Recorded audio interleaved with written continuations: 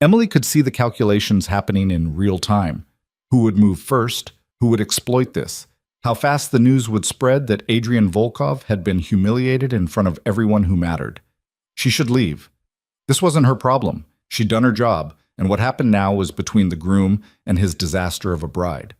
But something kept her rooted in place, watching the scene unfold with the sick fascination of someone witnessing a car crash in slow motion. Then Adrian lifted his head and looked directly at her. Emily's breath caught. She'd seen him before, obviously, had coordinated with him during planning meetings, had watched him navigate his own wedding preparations with the same ruthless efficiency he probably brought to his business dealings. But she'd never been the focus of his attention like this. His eyes were dark and sharp and completely devoid of whatever she'd expected to see. No vulnerability, no plea for help, just assessment. He beckoned her forward. Emily's feet moved before her brain caught up. She crossed the cathedral floor with her clipboard still clutched against her chest like a shield, hyper-aware of every eye that turned to track her movement. When she reached the altar, Adrian looked up at her with an expression that could have been carved from marble. "What's your name?" he asked. "Emily Carter?" Her voice came out steadier than she felt. "I'm the event planner." "I know what you are." He studied her face with an intensity that made her want to step back. "Are you married?" The question was so unexpected that Emily almost laughed. "No." "Engaged? In a relationship?" "No." She had no idea where this was going, but her heart was starting to hammer against her ribs in a way that suggested her instincts knew something her conscious mind hadn't caught up to yet. Adrian's gaze swept over her once, cataloging and dismissing in the same moment. White blouse, black slacks, hair pulled back in a professional bun. Nothing remarkable. Nothing that would draw attention in any direction. Perfect. "How much do you make in a year?" he asked. Emily blinked. "I don't think that's ballpark." 60,000. It came out defensive. "Plus commission on events." "I'll pay you $5 million, Adrian said. "All you have to do is marry me. Right now. In front of everyone here." The world tilted sideways. Emily heard the words, understood them individually, but couldn't make them fit together into anything that made sense. "What?" "You heard me?" Adrian's voice was flat, businesslike. $5 million, tax-free, transferred to any account you want. In exchange, you put on a dress, walk down that aisle, and say 2 words when the priest asks his question. Emily's mouth had gone dry. "You're serious?" "Do I look like I'm joking?" He didn't. That was the problem. He looked like a man who'd just had his life blown apart and was now making decisions with the cold logic of someone who'd stopped caring about anything except survival. "I can't," Emily started, but Adrian cut her off. "You can. You will. Because in about 5 minutes, every person in this cathedral is going to realize that I've been publicly humiliated. And the second that happens, my credibility is gone. Enemies I've kept in check through reputation alone will see weakness. Allies will reconsider their loyalties. Business partners will start looking for exit strategies." His hands tightened on the arms of his wheelchair. "I can survive a lot of things. I can't survive looking like a man who gets left at the altar by a woman who decided I'm not worth the trouble now that I'm in this chair." The bitterness in those last words was the first crack in his armor, and it made something twist uncomfortably in Emily's chest. She'd grown up invisible, the middle daughter in a family that only noticed extremes. Not pretty enough to coast on looks, not difficult enough to demand attention. She'd learned early that the world had a category for people like her, useful but forgettable, background characters in someone else's story. She'd made peace with it, built a career on being exactly that, competent, reliable, invisible. She coordinated other people's perfect moments and went home to an empty apartment where no one cared whether she existed or not. But this man was offering her $5 million to step into the spotlight in the most spectacular way possible. "They'll know it's fake," Emily said. Her voice sounded distant, like it belonged to someone else. "Everyone will know you just grabbed a random woman because your bride ran away." "Of course they'll know." Adrian's expression didn't change. "That's the point. I'm not trying to convince anyone this is a love match. I'm showing them that I don't break. That when someone tries to destroy me, I adapt. I find a solution, and I do it without hesitation or apology. By marrying your event planner. By marrying someone who has nothing to do with my world and therefore nothing to gain from betraying me. He leaned forward slightly. You want to know why you? Because you're nobody. You have no connections to my business, no history with my enemies, no reason to care about the politics that just blew up my wedding. You're exactly what I need right now, a blank slate I can control. It should have stung. Maybe it did, somewhere under the shock. But Emily had spent her whole life being nobody to people who mattered, and at least Adrian was honest about it. At least he was offering her something in return. What happens after? She asked. After the ceremony? We play our parts. You move into my house, attend functions as my wife, maintain appearances. The marriage lasts 1 year. At the end of 12 months, we divorce quietly. You walk away with your money and your life intact. I'll have stabilized my position by then. And if I say no? For the first time, something almost like humor flickered across Adrian's face. Then you go back to planning weddings for $75 an hour while I figure out plan B. But you're not going to say no, Emily Carter, because I can see it in your eyes. You're already calculating what $5 million could buy you. Freedom, security, a way out of whatever small life you've been living. So stop pretending you're going to walk away from this. He was right. That was the worst part. Emily could already feel her resistance crumbling under the weight of what he was offering. She'd spent 28 years being careful, being responsible, being exactly what people expected. She'd played by every rule and had nothing to show for it except a string of jobs that paid the bills and relationships that fizzled out when men realized she wasn't interesting enough to fight for. This was insane. Reckless. Exactly the kind of decision she'd spent her life avoiding. Okay, Emily heard herself say. I'll do it. Adrian's expression didn't change, but something shifted behind his eyes. Relief, maybe, or just satisfaction at having correctly read her desperation. He turned his wheelchair toward the front row, where 3 men sat watching the exchange with varying degrees of alarm. Marcus, Adrian called. The largest of the 3, a man who looked like he could break someone in half without much effort, stood immediately. Boss? Find a wedding dress. I don't care where you get it. Something that fits her? You have 10 minutes. Marcus didn't question it, just nodded and disappeared toward the back of the cathedral with 2 other men following. Emily watched them go with a surreal sense of detachment. This was happening. She'd just agreed to marry a man she didn't know in front of an audience of criminals because he'd offered her enough money to change her life. Take that off, Adrian said, nodding at her clipboard. You look like you're about to take notes on my wedding instead of participating in it. Emily set the clipboard down on the altar with hands that had started to shake. I don't know what I'm doing. Good. Neither does anyone else right now. Just follow my lead. He caught her wrist before she could step away, his grip firm but not painful. One more thing. When we're in public, you call me Adrian, not Mr. Volkov, not boss. We're selling the idea that this was a choice, not a transaction. Understood? Emily nodded. Her wrist felt warm where his fingers pressed against her pulse.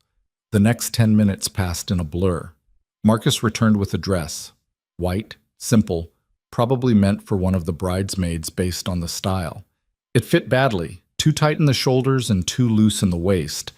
But when Emily looked at herself in the small mirror in the bridal suite, she barely recognized the woman staring back. She looked terrified, which was accurate. Vivian appeared in the doorway, arms crossed. You're actually doing this? Apparently. Emily tried to smooth down the dress, but her hands wouldn't stop shaking. You know he's only using you, right? The second this stops being convenient, you're gone. I know. And you're okay with that? Emily met Vivian's gaze in the mirror. He's paying me $5 million to wear a dress and say I do. Yeah, I'm okay with that. Vivian shook her head but didn't argue. Just stepped aside when Marcus reappeared to escort Emily back to the cathedral. The walk down the aisle was nothing like the romantic moment she'd coordinated for other brides. No music, no flower petals, just the weight of 200 stairs and the sound of her own heartbeat thundering in her ears. Adrian waited at the altar with the same expressionless calm he'd shown since Scarlett disappeared. When Emily reached him, he held out his hand. She took it. His palm was warm and dry against hers, steady in a way that shouldn't have been comforting, but somehow was. The priest looked like he wanted to object. Adrian's stare silenced whatever protest he'd been forming. "We're ready," Adrian said. "Begin." The ceremony was brutally efficient. No readings, no vows, just the bare minimum required to make it legal. When the priest asked if she took Adrian Volkov to be her lawfully wedded husband, Emily's voice came out stronger than she expected. "I do." Adrian's response was quieter. "I do." "Then by the power vested in me—" "Skip to the end," Adrian interrupted. The priest swallowed. "I now pronounce you husband and wife." "Good." Adrian turned his wheelchair toward the crowd, still holding Emily's hand. "Everyone, thank you for coming. There's been a change in today's arrangements, as you've obviously noticed. This is Emily, my wife. If anyone has a problem with that, feel free to leave now." No one moved. The silence was absolute. Adrian's expression hardened. "Excellent. Marcus, make sure the reception proceeds as planned. I'm sure our guests are hungry after all this entertainment." He released Emily's hand and rolled toward the side exit without looking back. Emily stood frozen at the altar, suddenly hyper-aware that she'd just married a stranger in front of a room full of people who probably carried guns to weddings. Marcus touched her elbow gently. "Come on, Mrs. Volkov. You're supposed to follow him." Mrs. Volkov. The name felt like someone else's. Emily gathered the ill-fitting dress and hurried after Adrian. She caught up to him in the corridor leading to the cathedral's private rooms. He'd stopped by a window, staring out at the New York skyline, with an expression that was finally devastatingly human. "Are you okay?" Emily asked. Wrong question. Adrian's mask slammed back into place so fast she almost missed the moment of vulnerability. "I'm fine." He didn't look at her. "The car will take you to my house. Marcus will show you to your room. Stay there until someone comes to get you for the reception. Don't talk to anyone. Don't answer questions. If anyone asks, we've been seeing each other quietly for months. Scarlett was a political arrangement that fell through. This," he gestured between them, "is what I wanted all along." "And people will believe that?" "No." Adrian finally turned to face her. "But they'll accept it because the alternative is admitting they watched me get humiliated, and no one in that room wants to be on record as having witnessed that. So they'll play along. And so will you." Emily wanted to argue, wanted to push back against the cold calculation in his voice, but she'd made her choice when she said, "I do," and Adrian Volkov didn't seem like the kind of man who allowed for takebacks. "Understood," she said. "Good." He rolled past her toward the exit. "Welcome to your new life, Emily. Try not to get yourself killed in the first week."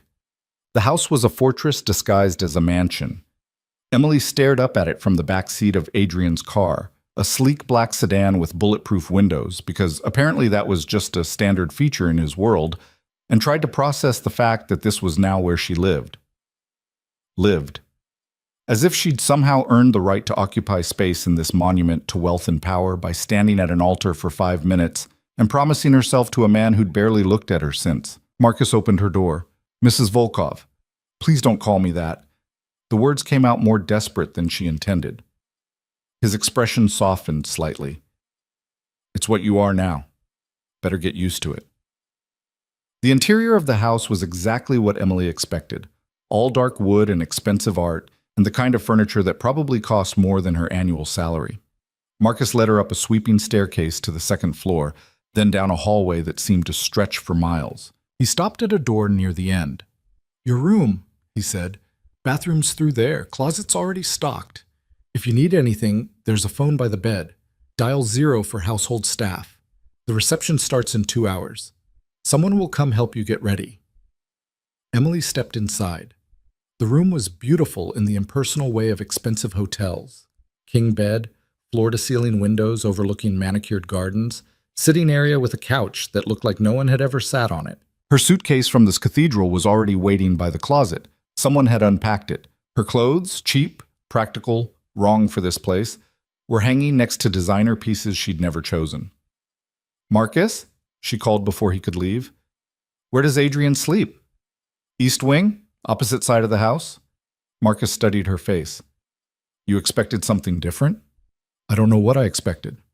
That was the truth. Emily had signed up for a contract marriage, not a real one, but some part of her had assumed there would be proximity.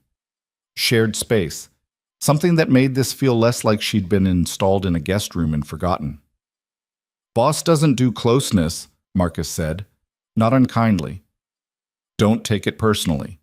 He left before Emily could ask what she was supposed to take it as instead. She spent the next hour sitting on the edge of the bed, still wearing the borrowed wedding dress, trying to make sense of what she'd done. $5 million. That's what she kept coming back to. Enough money to never worry about rent again, to start over somewhere new if she wanted, to stop being invisible not because someone finally noticed her, but because she could afford to make herself impossible to ignore. 1 year. That's all Adrian wanted. 12 months of playing pretend in front of people who would see through it immediately but wouldn't dare say anything. She could do that. She'd spent her whole life pretending to be fine, pretending to be content, pretending she didn't mind being overlooked. This was just another version of the same performance, except this time, she was getting paid. A knock at the door interrupted her spiral. A woman entered without waiting for permission, tall, elegant, somewhere in her 50s, with the kind of polished appearance that spoke to personal stylists and expensive salons. "Emily?" she said. Not a question. "I'm Irina. I manage the household. We need to get you ready for the reception." "I can dress myself," Emily said. "Not for this, you can't." Irina's tone wasn't cruel, just factual. "Everyone at that reception will be analyzing every detail of your appearance. The dress you choose, how you style your hair, whether your jewelry matches your husband's status. If you walk in looking like you threw together an outfit from your closet at home, they'll know exactly what you are." And what am I? A mistake Adrian made in a moment of desperation. Irina crossed to the closet and began pulling out dresses. "Unless we make them believe otherwise." Emily wanted to argue, but Irina was right. She'd worked enough high-profile events to understand the language of wealth and power. Appearances mattered, especially when you were trying to convince dangerous people that you belonged in their world. The dress Irina chose was midnight blue, fitted but not tight, with a neckline that was elegant without being dramatic. The kind of dress that whispered money without shouting it. Emily let Irina pin up her hair and apply makeup with professional efficiency. When she finally looked in the mirror, she barely recognized herself. She looked like someone's wife. Not Adrian's, maybe, but someone's. "Better," Irina said. "One more thing." She produced a ring box. Inside was a wedding band, simple, platinum, with a single diamond that caught the light like a trapped star. Emily stared at it. "Adrian sent it up," Irina explained. "He's already wearing his." Of course he was. Because Adrian Volkov thought of everything, even the details that made a fake marriage look real. Emily held out her hand and let Irina slide the ring onto her finger. It fit perfectly. She didn't want to think about how he'd known her ring size. The reception was held in the mansion's ballroom, because apparently Adrian's house had a ballroom. Emily entered on Marcus's arm since Adrian was already inside, and the conversation died the second she appeared. 200 faces turned to assess her. 200 minds calculating whether she was a threat, an opportunity, or just another woman foolish enough to think she could survive Adrian Volkov's world. Adrian sat at the head table, watching her approach with an expression that gave away nothing. He changed into a different suit, this one even more expensive, if that was possible. The wedding band on his left hand matched hers. "You look acceptable," he said when she reached him. "Thank you. You look like you'd rather be literally anywhere else."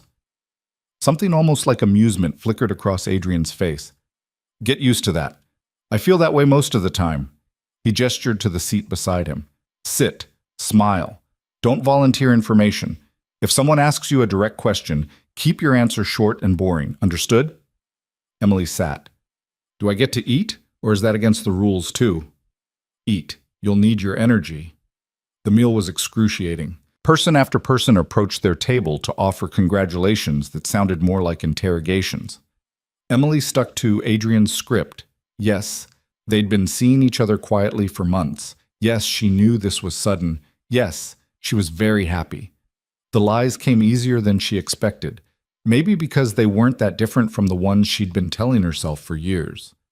"I'm fine. I'm content. This is enough." Halfway through dinner, a woman appeared at their table. Beautiful, cold, wearing a red dress that probably cost more than Emily's car. Her smile was razor sharp. "Adrian," she said, "congratulations. I had no idea you were seeing someone. How surprising.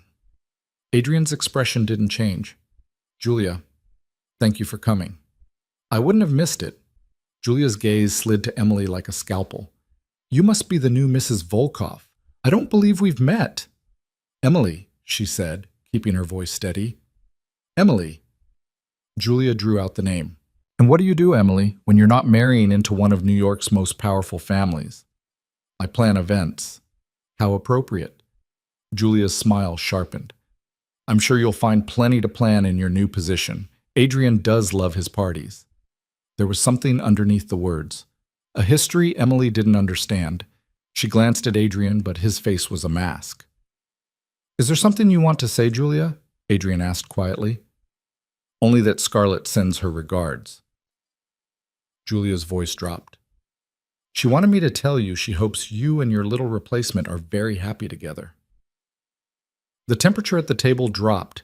Adrian's hands tightened on the arms of his wheelchair, the only sign that Julia's words had landed. Emily felt suddenly, viscerally aware that she'd stepped into the middle of something she didn't fully understand. Scarlett made her choice, Adrian said.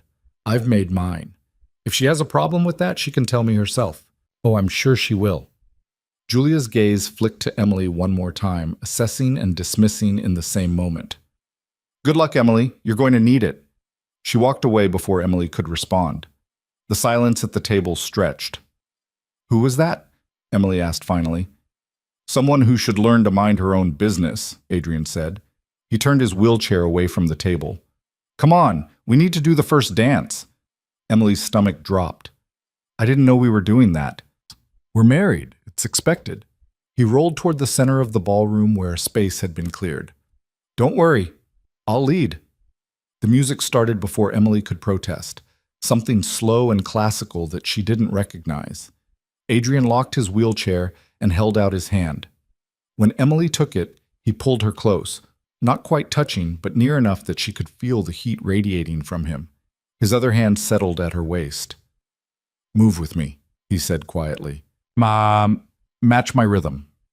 It wasn't a traditional dance. It couldn't be, with Adrian in his chair, but he guided her through something that looked choreographed from a distance. Small steps, turns that brought her in and out of his space, movements that created the illusion of partnership. Emily followed his lead, hyper-aware of every eye watching them. You're tense, Adrian murmured. I'm terrified. Good. Use it. Fear makes you careful. Careful keeps you alive. That's not comforting. It's not supposed to be. His hand tightened slightly at her waist. You're doing fine. Just don't trip. That would undermine the whole thing. Emily almost laughed. Would have, if the situation wasn't so surreal. Dancing with her husband of 3 hours while 200 criminals pretended this was a love match instead of a desperate grab for control. When the song ended, Adrian released her immediately. No lingering, no moment of connection, just business concluded. Go mingle, he said. Smile. Be boring. I'll handle the rest. Emily spent the next 2 hours being exactly that, boring. She smiled at strangers, made small talk about nothing, deflected questions with the practiced ease of someone who'd spent years being professionally pleasant. By the time the reception finally ended, her face hurt from forcing cheerfulness she didn't feel. Marcus drove them back to the mansion in silence. Adrian stared out the window the entire drive, lost in thoughts he didn't share. When they arrived, he disappeared toward the east wing without a word. Emily climbed the stairs to her room and closed the door behind her with a relief that felt like collapse. She was married, to a man who treated her like a business expense, in a house that felt more like a prison than a home. And somehow, she'd agreed to do this for an entire year. Emily peeled off the blue dress and hung it carefully in the closet next to clothes that would never feel like hers. The wedding band caught the light as she moved. She twisted it around her finger, testing the weight of it. $5 million. That's what this ring meant. Not love, not commitment. Just a transaction with terms and an expiration date. She should feel relieved. This was exactly what she'd signed up for. A business arrangement with clear boundaries and no emotional complications. Adrian had made it obvious that he didn't want anything from her except appearances and compliance. So why did she feel so completely, devastatingly alone?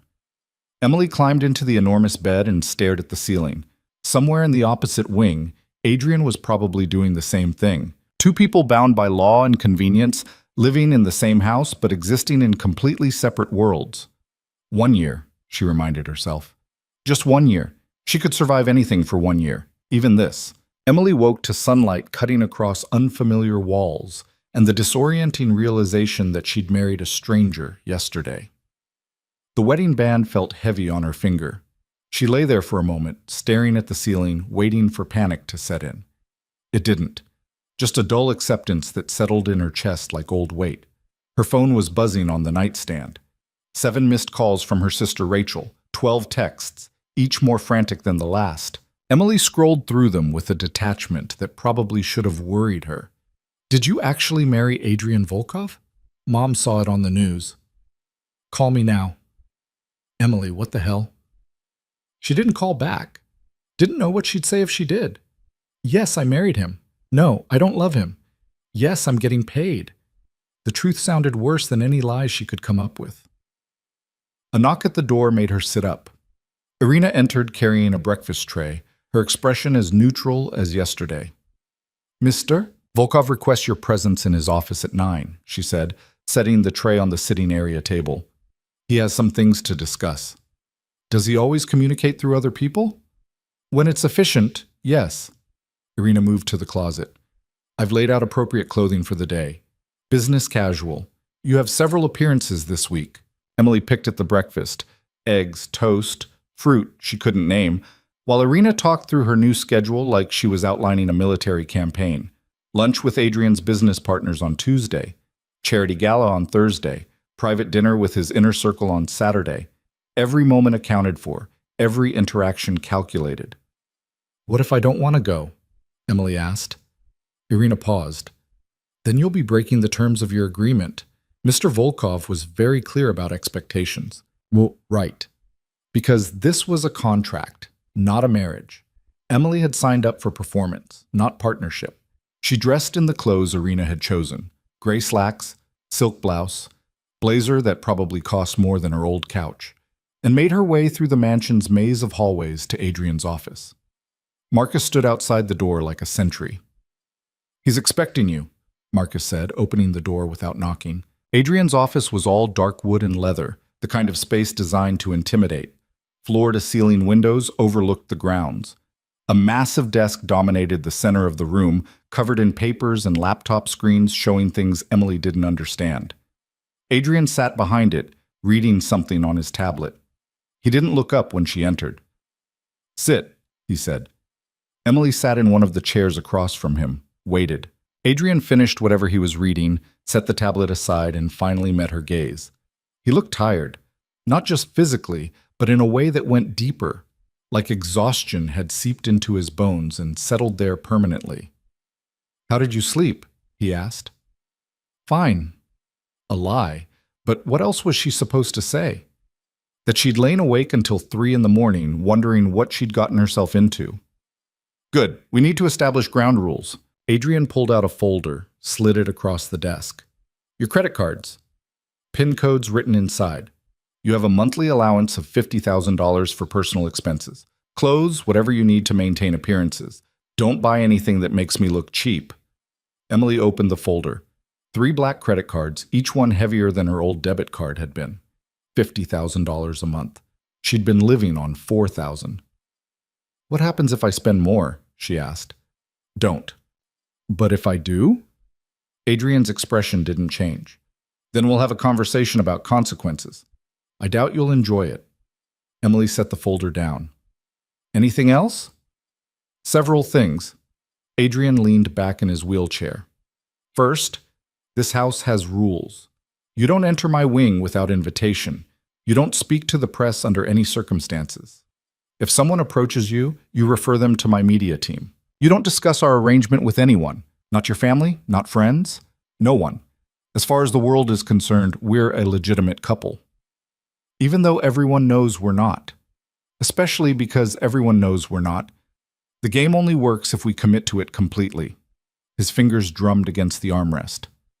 Second, public appearances. You'll attend events with me as needed. You'll smile, you'll be charming, You'll give the impression that you're exactly where you want to be. I don't care if you're miserable. I don't care if you hate every second. You will not embarrass me. I wouldn't vupple. Third, Adrian continued, cutting her off. Physical boundaries. We're married on paper, not in practice. I won't touch you beyond what's necessary for appearances. You won't touch me. We maintain separate rooms, separate lives. This is a business arrangement. Keep it that way. Something cold settled in Emily's stomach. She'd expected distance, but hearing it stated so bluntly made it real in a way that yesterday's chaos hadn't. She was married to a man who'd just outlined exactly how much space he planned to keep between them. Understood, she said quietly. Good. Adrian pushed another folder across the desk. These are non-disclosure agreements. Sign them. They cover everything. Our arrangement, my business, anything you might see or hear while you're here. Violation results in legal action and forfeiture of your payment. Emily flipped through the pages. Dense legal language that basically said if she talked, she'd lose everything. She should probably have a lawyer review this, should probably take time to think it through. But she'd already said yes at the altar. This was just making it official. She signed. Adrian took the papers back, barely glanced at them. Marcus will be your security, anywhere you go outside this house. He goes with you, non-negotiable. I don't need a bodyguard. You married me. Yes, you do. He closed the folder. You're dismissed. Emily stood, then hesitated. Adrian? What? Is this really what you want, living like this? For a moment, something flickered across his face, something raw and unguarded. Then it was gone, buried under the same cold mask he'd worn since the altar. What I want stopped mattering a long time ago, Adrian said. This is what works. That's all that matters now. Close the door on your way out. Emily left before she could say something stupid like, I'm sorry, or this doesn't have to be so cold, because Adrian had made his position clear. She was an employee, a tool, something useful but fundamentally replaceable. She wandered the mansion for a while after that, trying to map out her new prison. The house was massive, 30 rooms at least, probably more. Gym, library, indoor pool, spaces she didn't have names for. Staff moved through the halls like ghosts, nodding politely but never stopping to talk. Emily felt like an intruder in her own home. She found the library by accident and stopped in the doorway. Books lined every wall, floor to ceiling, the kind of collection that came from actually reading rather than decorating. Emily ran her fingers along the spines, first editions mixed with paperbacks, classics next to contemporary fiction. No organization she could identify. Just books collected over time by someone who loved them. Those are mine, Emily spun. Adrian had appeared in the doorway, silent despite the wheelchair. He moved into the library with the ease of someone who knew every inch of the space. I didn't mean to intrude, Emily said. You're not. Technically, everything in this house is yours now too, community property. His tone suggested he found that fact deeply annoying. He rolled to one of the shelves, pulled down a worn paperback. You like to read? When I have time. You have time now. Adrian held out the book. Take it. Emily looked at the cover. Crime and Punishment. The spine was cracked, pages dog-eared. Someone had read this dozens of times. Why this one? She asked. Because it's about guilt and redemption. Seemed appropriate. Adrian turned his chair toward the door. Lunch is at 1. Irina will show you to the dining room. Try not to be late. I hate waiting. He left before Emily could respond. She stood there holding the book, trying to figure out what had just happened. Was that kindness? Connection? Or just Adrian being efficient, giving her something to do so she wouldn't bother him? She took the book back to her room and tried to read, but the words wouldn't stick. Her mind kept circling back to the morning's conversation. The rules, the boundaries. The careful construction of a marriage that was designed to keep them as separate as possible while looking united to everyone else. This was going to be a very long year. Lunch was excruciating. Emily sat across from Adrian in a dining room that could have seated 20, eating food she couldn't taste while he worked through emails on his phone. Neither of them spoke. The silence pressed down like physical weight. Do we have to do this every day? Emily asked finally. Adrian looked up. Do what? Sit here. Pretend to eat together. It's ridiculous. It's expected. The staff talks. Word gets around if we're never seen together. He went back to his phone. You'll get used to it. What if I don't want to get used to it? Then you're going to have a miserable year. Adrian set the phone down, giving her his full attention for the first time since she'd sat down. What did you expect, Emily? That we'd become friends? That this would be easy? I expected basic human interaction. I'm interacting with you right now. You're tolerating my presence. That's not the same thing. Adrian's jaw tightened. You want interaction? Fine, tell me about yourself. Where did you grow up? What's your family like? What do you do for fun when you're not planning events? The questions came rapid fire, almost aggressive, like he was proving a point rather than actually wanting to know. Connecticut, Emily said. Middle-class suburb. 2 sisters, both more successful than me. Parents who are very confused about why I just married someone they've never met. And I don't really have hobbies. I work. That's mostly it. Sounds lonely. Says the man who lives in a mansion by himself and just married a stranger to avoid looking weak. The words came out harsher than Emily intended. She waited for Adrian to explode to put her back in her place. Instead, he smiled. Actually smiled, and it transformed his face into something almost human. Fair point, he said. We're both lonely people playing pretend. At least we're honest about it. Are we? Because I think we're both pretending really hard that this is fine. Adrian's smile faded. It has to be fine. There's no other option. He pushed back from the table. I have meetings this afternoon. Marcus will take you shopping. You need a wardrobe appropriate for your new position. I have clothes. You have clothes appropriate for event planning, not for being my wife. There's a difference. He headed toward the door, then paused. Emily? Yeah? You asked what I want earlier in my office. Adrian's back was to her, shoulders rigid. I want to stop feeling like I'm performing every second of every day. I want to be more than this chair and the things people expect from me. But wanting doesn't change reality, so I stopped wanting and started surviving. You should do the same. He left before Emily could find words. She sat alone in the dining room, surrounded by wealth and emptiness, and wondered if Adrian was right. Maybe wanting was dangerous. Maybe survival was all that mattered. The thought was more depressing than the wedding had been. Shopping with Marcus was surreal.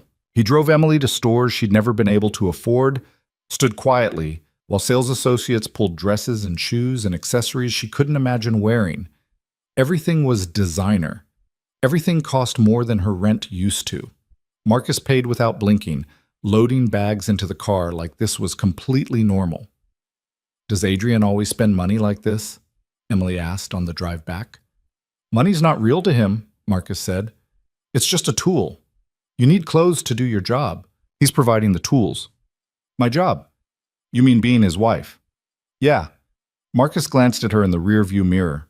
Look, I've worked for Adrian for 8 years, since before the accident. I know he seems cold, detached, but he's not. Marcus stopped, choosing words carefully. He's not cruel. He's just been hurt too many times to risk it again.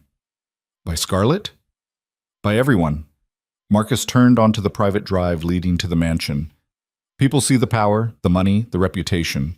They don't see the man. Scarlett claimed she did, but the second things got hard, she ran. You're the third person to do that to him. First his parents, then his business partner, then her. So yeah, he's got walls, but they're there for a reason. Emily absorbed that. 3 betrayals, each one cutting deeper than the last. No wonder Adrian treated her like a potential threat rather than a partner. I'm not going to hurt him, she said quietly. You sure about that? Marcus met her eyes in the mirror. Because from where I'm sitting, you already are. Every time you treat this like a prison sentence instead of a marriage. Every time you remind him this is temporary. He knows it's not real.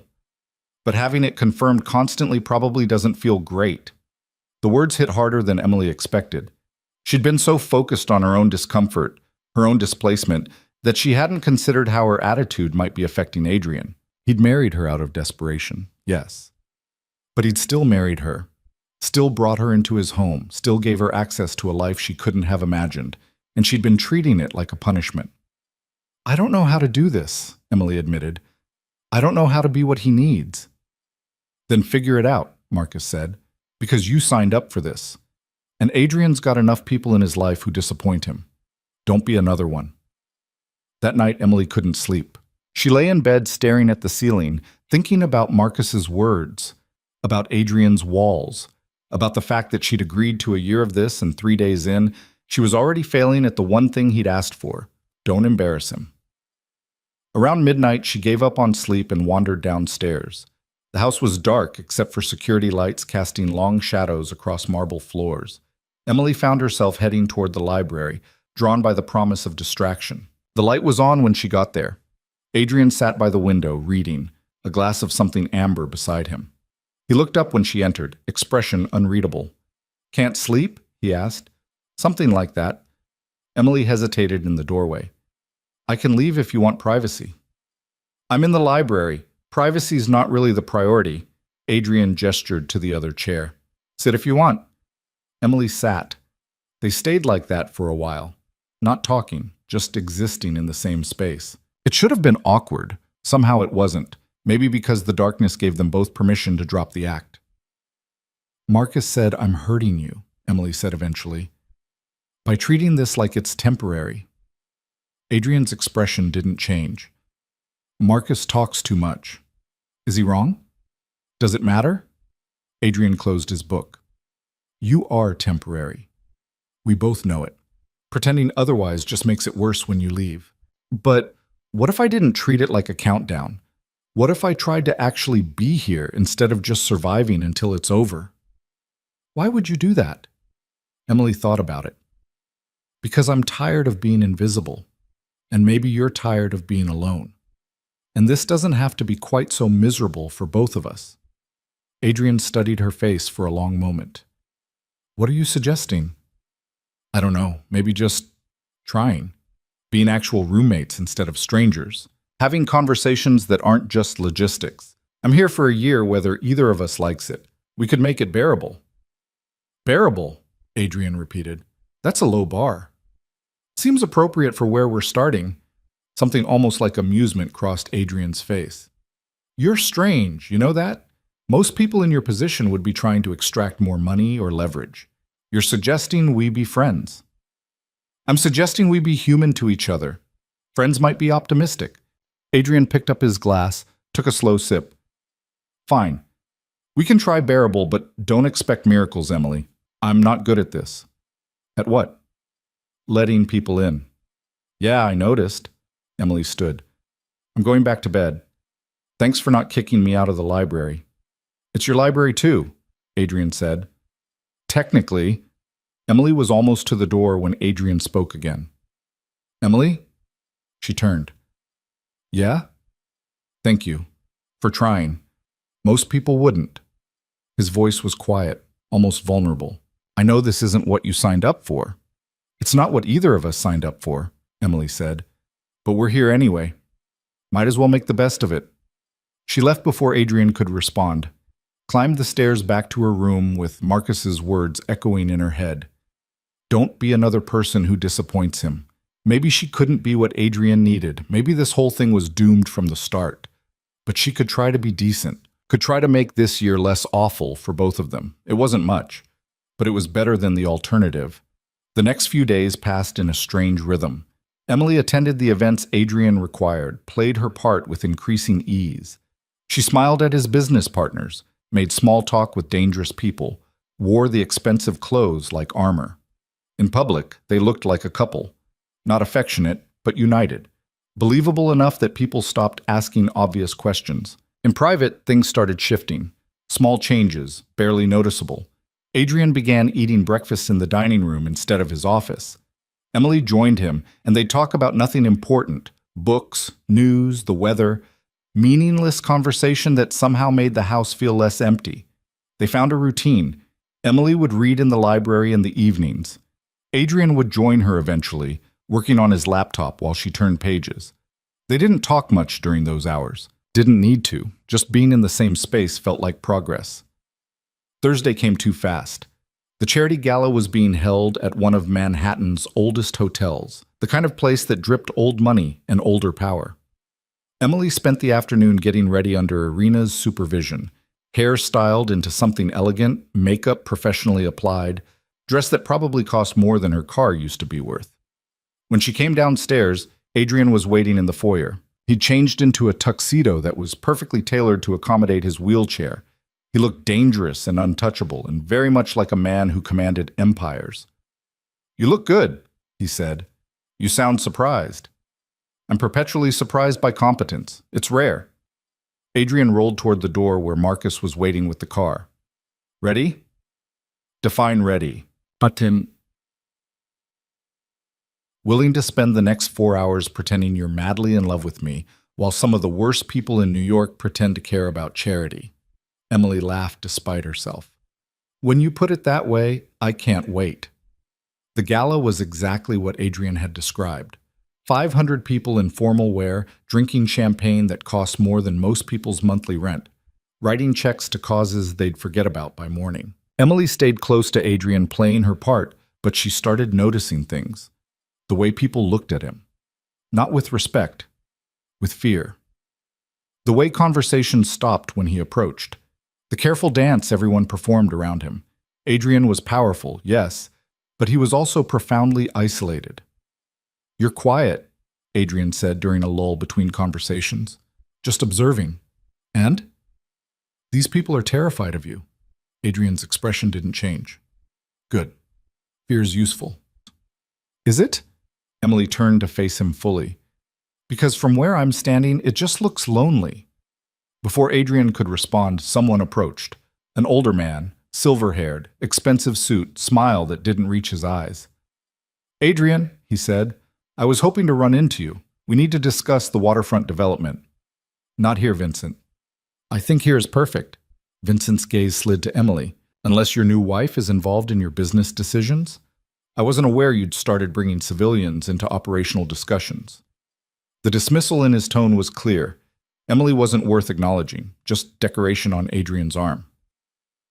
"Emily is my wife," Adrian said quietly, "which means she's not a civilian. She's family.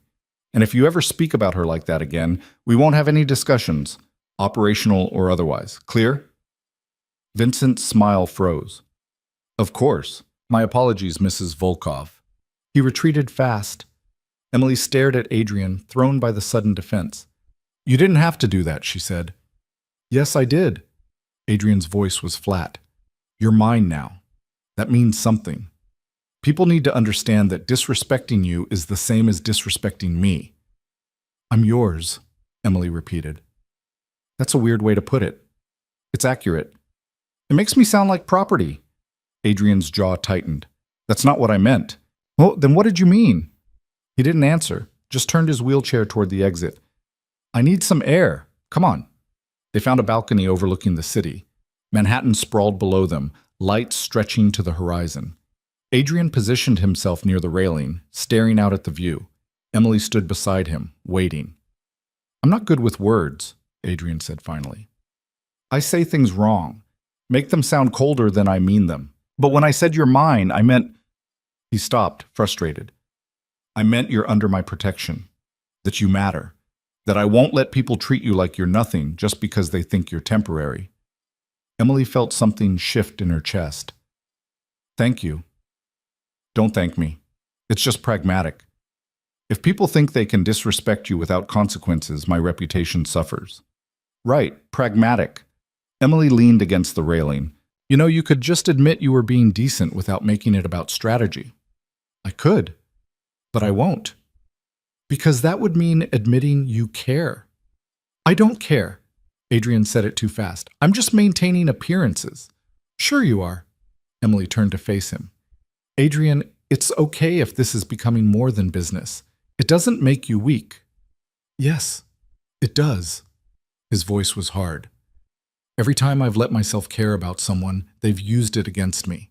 So I stopped. And I'm not starting again just because you've decided we should be friends." The words stung more than Emily expected. She'd thought they were making progress, thought the past few days meant something. But Adrian had just reminded her exactly where they stood, on opposite sides of a transaction that would end the second it stopped being useful to him. "Message received," Emily said quietly. "I'll remember my place." She walked back inside before Adrian could respond.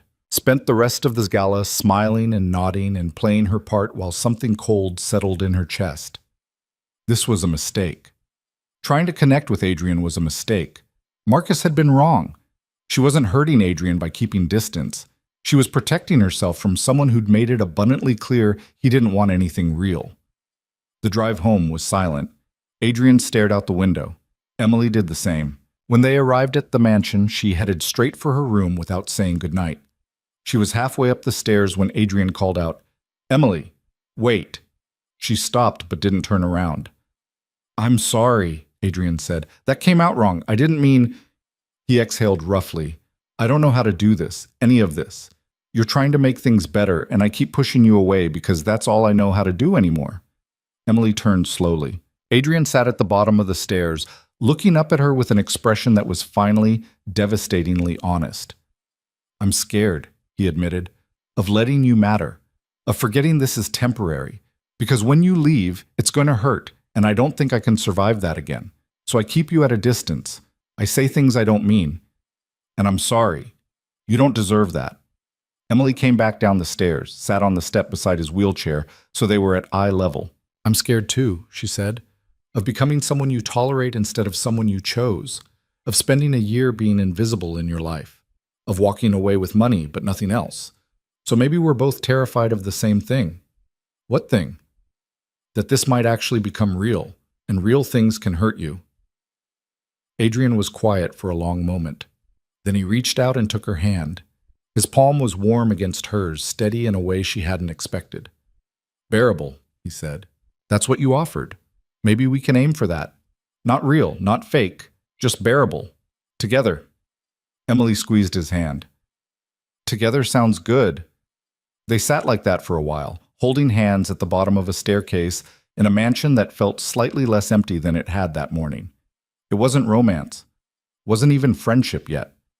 But it was something. A crack in Adrian's walls. A reason for Emily to stay instead of just surviving. Maybe bearable was enough for now. The shift between them was subtle at first. Small changes that could have been coincidence if Emily wasn't paying attention. Adrian started asking her opinion on things that didn't matter. What to order for dinner, whether the library needed better lighting, if the new security system was overkill. Questions that suggested he valued her input, or at least didn't mind hearing it. Emily stopped treating the mansion like a hotel she was trapped in and started making it feel less sterile. She moved books around in the library, organizing them by genre instead of whatever chaotic system Adrian had been using. Put fresh flowers in the dining room because the space was too cold without them. Small acts of claiming territory that Adrian never commented on but also never undid. 2 weeks after the gala, Emily woke to shouting from somewhere in the house. She pulled on a robe and followed the noise to Adrian's wing, the space she'd been explicitly told not to enter without invitation. The door to what looked like a private gym was open. Inside, Adrian was alone, trying to pull himself up on parallel bars while his wheelchair sat empty a few feet away. He made it halfway before his arms gave out, and he crashed down hard. The sound of his body hitting the mat made Emily flinch. "Damn it!" Adrian's voice was raw with frustration. He tried again, got maybe 3 inches higher, fell again. "Damn it, damn it!" Emily should have left, should have respected his privacy. Instead, she walked in. "How long have you been doing this?" she asked. Adrian's head snapped up. His face was flushed, hair stuck to his forehead with sweat, eyes wild with something between rage and humiliation. "Get out!" "How long, Adrian?" "I said get out!" He tried to pull himself up again, failed, slammed his fist into the mat. "I don't need an audience for this." Emily crossed to where his wheelchair sat and rolled it closer. "You've been at this for hours, haven't you?" "What does it matter?" "It matters because you're going to hurt yourself." She positioned the chair beside him. "Come on, let me help you up." "I don't need your help." Adrian's voice cracked. "I don't need anyone's help. I can do this myself." "Okay, then do it." Adrian glared at her, then turned back to the bars, pulled himself up with everything he had, made it a foot off the ground before his arms started shaking. He held for maybe 5 seconds before gravity won and he fell again, harder this time. The sound that came out of him wasn't quite a scream, more like something breaking. Emily knelt beside him. "Adrian, don't." He turned his face away from her. "Don't look at me like that, like I'm pathetic." "I don't think you're pathetic. I think you're hurting yourself because you're too stubborn to admit this is hard." "It shouldn't be this hard." Adrian's voice dropped to something barely audible. It's been 2 years. 2 years and I still can't. He stopped, jaw clenched so tight, Emily thought he might crack teeth. I used to be able to do anything. Run, fight, control every situation I walked into. And now I can't even stand up without help. Can't walk across a room. Can't be the man I was. So be someone different.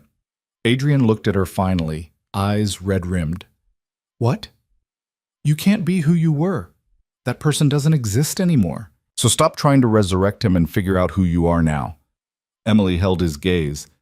You're still powerful, still terrifying when you want to be, still running an empire from a wheelchair. That's not weakness. That's adaptation. You don't understand. You're right. I don't understand what you've been through, but I understand feeling like you're supposed to be someone you're not anymore. Emily sat down on the mat beside him. After my dad died, my mom kept setting his place at dinner for 6 months. Like if she just pretended hard enough, he'd come back. And I kept trying to be the daughter he wanted. Successful, confident, someone who had her life together. But I couldn't do it. I wasn't that person. Maybe I never was. And it took me years to stop hating myself for it. Adrian was quiet for a long moment. Then he said, Your father died? Heart attack. I was 23.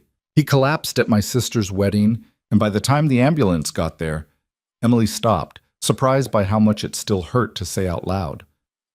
Anyway, I spent years trying to be what he would have wanted instead of figuring out what I wanted. So I get it. The ghost of who you used to be is a lot harder to compete with than any actual person. I'm sorry, Adrian said, about your father. I'm sorry about the accident and Scarlett, and everyone who made you feel like you're less than you are. Adrian looked at her with an expression Emily couldn't quite read. Then he held out his hand. Help me up? Emily took his hand and helped him back into the wheelchair. His weight was solid against her, and she was suddenly aware of how close they were, how his hand lingered in hers a second longer than necessary before he pulled away. Thank you, Adrian said quietly. For what? For not leaving. Most people would have. He rolled toward the door, then stopped. Emily, what you said about being someone different, how do you do that? How do you let go of who you were? Emily thought about it. I don't think you let go completely. You just stop measuring yourself against a person who doesn't exist anymore and start building from where you actually are. It's not dramatic. It's just daily, choosing present over past over and over until it becomes automatic. Sounds exhausting. It is, but it's better than the alternative. Adrian nodded slowly. I have physical therapy 3 times a week. It's been difficult to keep going when progress is so slow. Do you want company? I could come with you, if that would help. Why would you do that? Because we're trying bearable, remember? And you being alone while you fight your body doesn't sound very bearable. Emily met his gaze. Plus, I'm nosy. I want to see what physical therapy for a crime boss looks like. Adrian almost smiled. It's mostly embarrassing and painful, but sure, you can come, if you really want to. I really want to. Something passed between them then. Not attraction exactly. More like recognition. 2 people who'd spent so long pretending to be fine that they'd forgotten what honesty felt like. I should shower, Adrian said. I probably smell like failure and sweat. You smell like hard work and stubbornness. There's a difference. Is there? Yeah, one's pathetic. The other's just human. Adrian left without responding, but Emily saw the way his shoulders relaxed slightly. She stayed in the gym for a while after, looking at the parallel bars and the mats and the evidence of how hard Adrian had been pushing himself when no one was watching. He wanted so badly to be strong again, to be whole. And Emily understood that wanting even if she couldn't fix it. She found him in the library that evening, laptop open, glass of whiskey at his elbow. He looked up when she entered. I'm sorry about this morning, he said. You shouldn't have seen me like that. Why not? Because I might realize you're human? Because it was weak. It wasn't weak, it was real. Emily settled into her usual chair. And I'd rather see you real than perfect. Adrian studied her for a moment. You're very strange, Emily Carter. Emily Volkov, she corrected without thinking. The silence that followed was sharp. Emily realized what she'd said, felt her face heat. I just meant Legally, that's my name now. I wasn't. I know what you meant. Adrian's voice was neutral, but something flickered behind his eyes.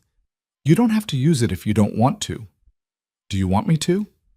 I want you to do whatever makes this bearable for you. Emily set down her book. Adrian, can I ask you something, and will you give me an honest answer? Depends on the question. What do you actually want from me? Not the public appearances or the contract terms. What do you want from this year? Adrian leaned back in his wheelchair. I want to not feel completely alone in my own house. I want someone who doesn't look at me like I'm either a monster or a tragedy. I want conversations that aren't about business or strategy or maintaining power. He paused. I want what you offered. Bearable. Maybe something close to normal, whatever that means. This normal's overrated, Emily said. But I can do close to normal. I think we're already doing it. Are we? Yeah, this. Right now, sitting in the same room, talking like people instead of strangers following a script.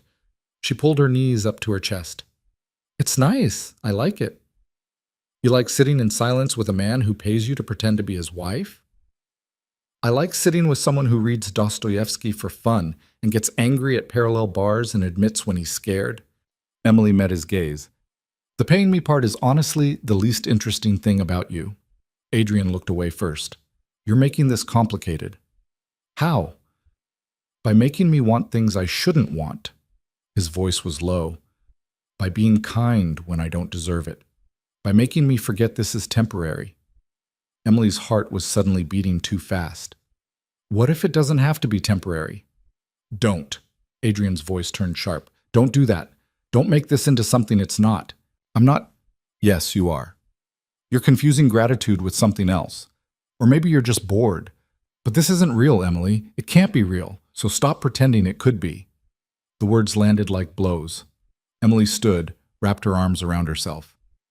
Right, sorry, I forgot my place. That's not what I meant. Isn't it? She moved toward the door. You made the rules very clear, Adrian. Business arrangement, nothing more. I'll try to remember that. She left before he could respond. Made it to her room before the tears came, which was stupid. She had no right to cry. Adrian had been honest from the start about what this was. She was the one who'd started imagining it could be something different. Emily spent the next 3 days avoiding him. Took her meals in her room, skipped the library, attended the required public events, but left immediately after. Adrian didn't push, didn't ask what was wrong, just let the distance grow between them like it had been inevitable all along. On the 4th day, Marcus knocked on her door. Boss wants to see you, he said. His office. Now. Emily considered refusing, but that felt childish, and she'd been playing childish for long enough. She followed Marcus downstairs, prepared herself for whatever lecture Adrian had decided she needed. Adrian was at his desk, looking at something on his computer. He didn't look up when she entered. Sit, he said. Emily sat. Waited. Adrian finally turned to face her. I've been an ass, he said flatly. Is that an apology? It's a statement of fact. The apology is this. I'm sorry for what I said in the library, for pushing you away when you were trying to connect, for making you feel like your presence here is just transactional when it's...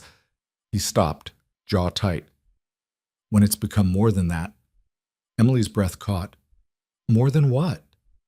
More than business, more than convenient. You've been here a month and you've already changed things, made this house feel less empty, made me feel less... Adrian stopped again, frustrated with himself. I don't have the words for this. I'm not good at this. Try anyway. I'm lonely, Adrian said finally. I've been lonely for so long that I forgot what the alternative felt like. And then you showed up and started being kind and funny and refusing to treat me like I'm made of glass. And suddenly I remember. I remember what it's like to want someone's company, to look forward to seeing them, to care if they're upset. He met her gaze. I care that you've been avoiding me, and that scares the hell out of me because caring gives you power to hurt me. I don't want to hurt you. I know, but you will, eventually, because this is temporary, and I'm an idiot for forgetting that. Adrian rolled closer. But I don't want to spend the next 11 months pushing you away because I'm scared of month 12. So I'm asking, can we try again? Can we go back to bearable and maybe aim for something slightly better? Emily felt something loosen in her chest. What's slightly better than bearable? I don't know. Tolerable? Occasionally pleasant? I'm making this up as I go. How about friends? Emily suggested. Real ones, not just roommates who occasionally talk. Friends? Adrian repeated slowly, like he was testing the word. I can try that. You have to actually talk to me, though. Not just logistics, real conversations. About what? I don't know. Normal things. What you're reading, what you did before the accident, why you hate mushrooms so much that you make Irina remove them from every dish. Adrian blinked. How did you know about the mushrooms? I pay attention. Emily leaned forward. And I want to know things about you. Real things.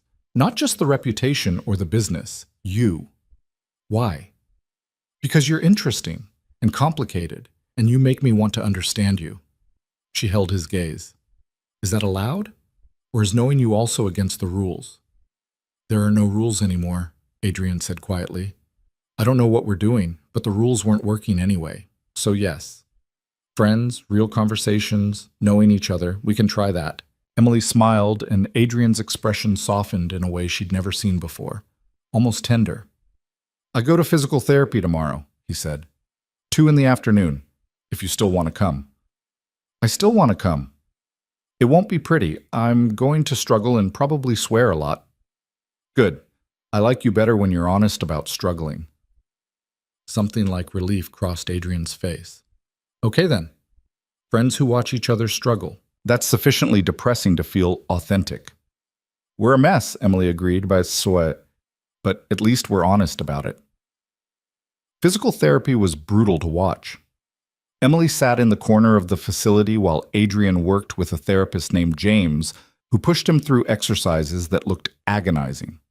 Leg lifts that barely cleared the table, resistance work that left Adrian's hands shaking, balance exercises on a mat that ended with him flat on his back more often than not. But Adrian kept going, swearing, yes, frustrated, definitely.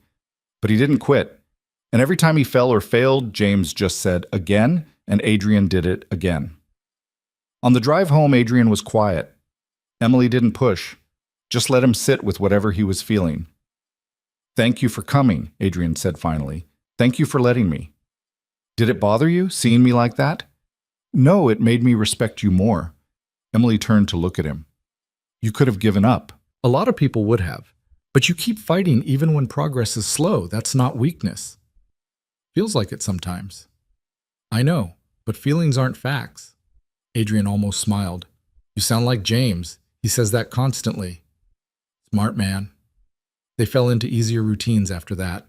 Emily went to physical therapy twice a week, sitting in her corner while Adrian worked.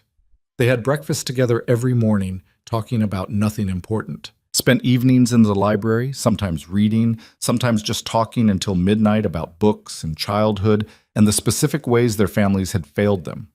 Adrian told her about growing up with parents who valued power over love, who'd raised him to be ruthless and then abandoned him when the accident made him less useful. About the business partner who'd tried to stage a coup while Adrian was in the hospital, thinking he was too weak to fight back. About Scarlett, who'd promised forever and delivered humiliation instead. Emily told him about being the middle daughter no one noticed, about her father's death and her mother's grief and the string of relationships that had fizzled because she'd never been quite interesting enough to keep someone's attention. About the loneliness of being professionally competent but personally forgettable. You're not forgettable, Adrian said one night. They were in the library. Rain drummed against the windows. Emily had her feet tucked under her on the couch. Adrian sat across from her, whiskey in hand. That's nice of you to say, Emily replied. It's not nice. It's true. Adrian stopped, choosing words carefully. You're the kind of person who sneaks up on someone. At first glance, there's nothing obvious, nothing that demands attention. But then you start talking and suddenly you're the most interesting person in the room. You see things other people miss. You're kind without being soft, strong without being hard, and anyone who didn't notice that wasn't paying attention. Emily's throat felt tight. Adrian, I'm not finished. He set down his glass. You asked me once what I wanted from this year, and I told you bearable. But that was a lie. Or maybe it was true when I said it and stopped being true somewhere along the way. He met her gaze. I want you to stay. I am staying for 11 more months. No. I mean after. I want you to stay after the year is up. Adrian's voice was steady, but his hands betrayed him, gripping the arms of his wheelchair too tight. I know that wasn't the deal. I know you signed up for 12 months and a payout, but somewhere between the wedding and now, you became the best part of my day, and the thought of you leaving makes me feel like I'm about to lose something I didn't know I needed. Emily couldn't breathe. You're saying you want this to be real? I'm saying it already is real, at least for me, and I don't know what to do with that because I swore I wouldn't let anyone matter again, and you went and mattered anyway. Adrian's jaw tightened. So I'm asking, is there any possibility that you might want to stay?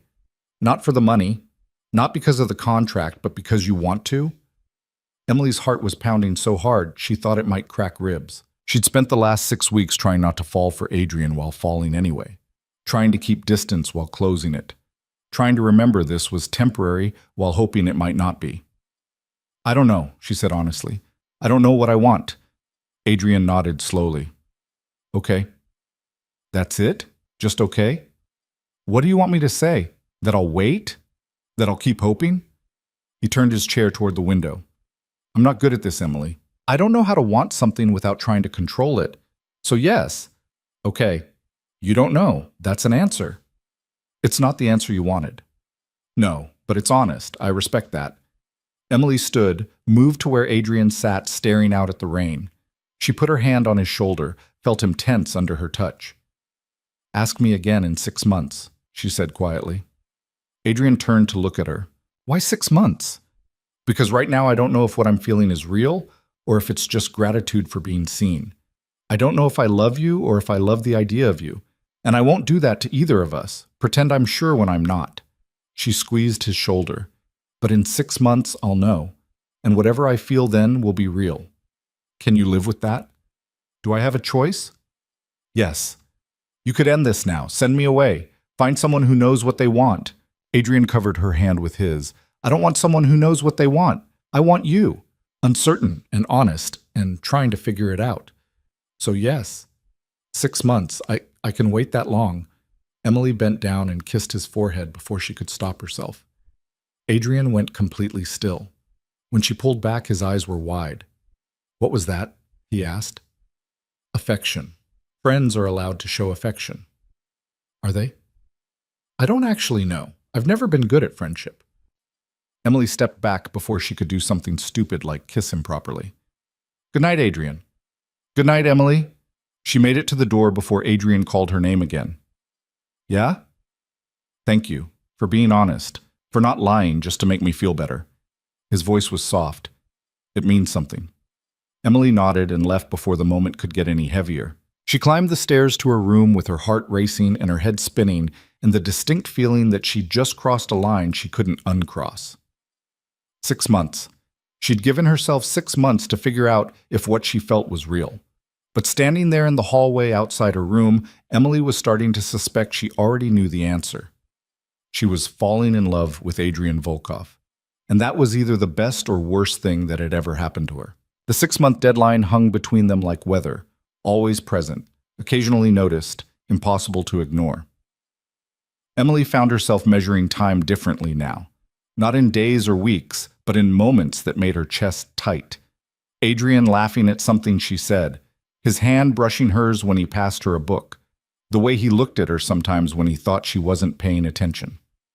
3 months in, and Emily still didn't have an answer. Or maybe she did, and she was just too scared to admit it. They were having breakfast when Marcus appeared in the doorway, expression grim. Boss, we have a problem. Adrian set down his coffee. What kind of problem? The kind with red hair and a grudge. Marcus glanced at Emily. Scarlett's outside. She's demanding to see you. Emily felt her stomach drop. Adrian's face went carefully blank. Tell her to leave, he said. Tried that. She says she's not going anywhere until you talk to her. Then call the police. Adrian, Emily said quietly, maybe you should hear what she wants. I know what she wants. She wants to cause problems. That's all she's ever wanted. Adrian's knuckles were white around his coffee cup. I'm not playing her games. What if she doesn't leave? What if she makes a scene? Emily leaned forward. Better to deal with her on your terms than let her control the situation. Adrian studied Emily's face for a long moment. Then he turned to Marcus. Fine. Bring her to my office, but Emily stays with me. You want me there? Emily asked. Yes, because whatever Scarlett's planning, she's going to try to use you against me. Better you hear it directly than through some twisted version later. He pushed back from the table. Come on, let's get this over with. Scarlett Hayes was exactly as beautiful as Emily remembered from the wedding. Red dress, perfect makeup, the kind of face that photographers probably fought over. She stood in Adrian's office like she owned it, examining his bookshelves with the casual entitlement of someone who'd been here before. She turned when they entered. Her smile was sharp enough to cut. Adrian, you look well. Wheelchair suits you. Scarlett, Adrian's voice was flat. You have 5 minutes. Use them wisely. Still so cold. Scarlett's gaze slid to Emily. And this must be the replacement. Emily, isn't it? The event planner who got promoted? How romantic. What do you want, Scarlett? Adrian interrupted. I want to talk to my fiancé. Ex-fiancé. You lost that title when you walked out on our wedding. Did I? Scarlett moved closer, her heels clicking on the hardwood. Because as I recall, we never officially ended our engagement. You just grabbed the nearest warm body and married her out of spite. Out of necessity. There's a difference. Is there? Scarlett's eyes narrowed. Tell me, Adrian, does your new wife know why I left? Does she know what you did? Emily felt Adrian tense beside her. Don't, he said quietly. Don't what?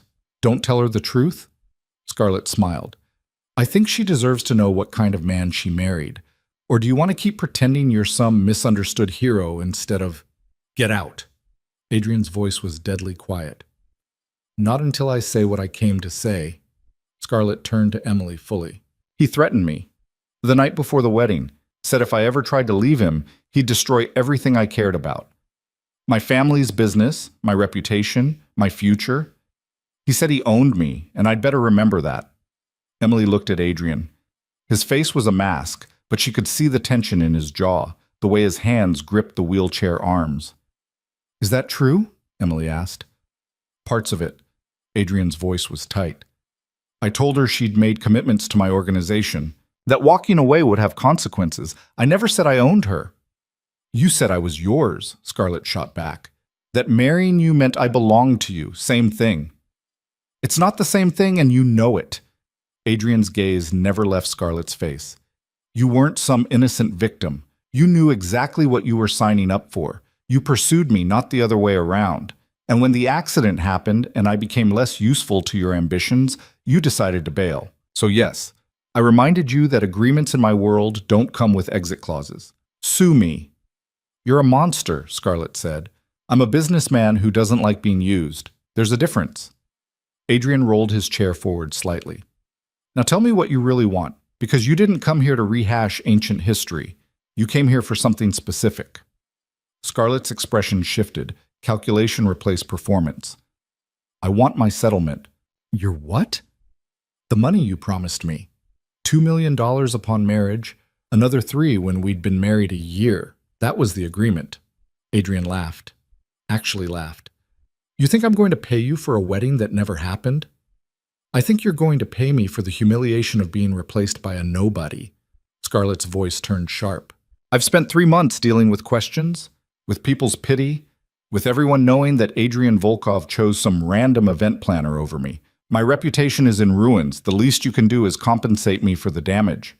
The least I can do, Adrian repeated slowly, is absolutely nothing. You left me. You humiliated me. And now you want me to pay you for it? That's impressive, even for you. Fine. Scarlett pulled out her phone. Then maybe I'll just tell everyone the truth about your new marriage, about how it started, about the contract. I'm sure the press would love that story. Emily's heart stopped. Adrian went very still. You wouldn't, he said quietly. Wouldn't I? You think I don't have proof? I know people in your organization, Adrian, people who talk. I know about the $5 million. I know it's a 1-year deal. I know you grabbed her because you were desperate and she was convenient. Scarlett's smile was vicious. So here's the new deal. You give me my settlement, or I make sure everyone knows your marriage is as fake as your concern for anyone but yourself." The silence that followed was suffocating. Emily could feel her pulse in her throat, could see the calculations happening behind Adrian's eyes.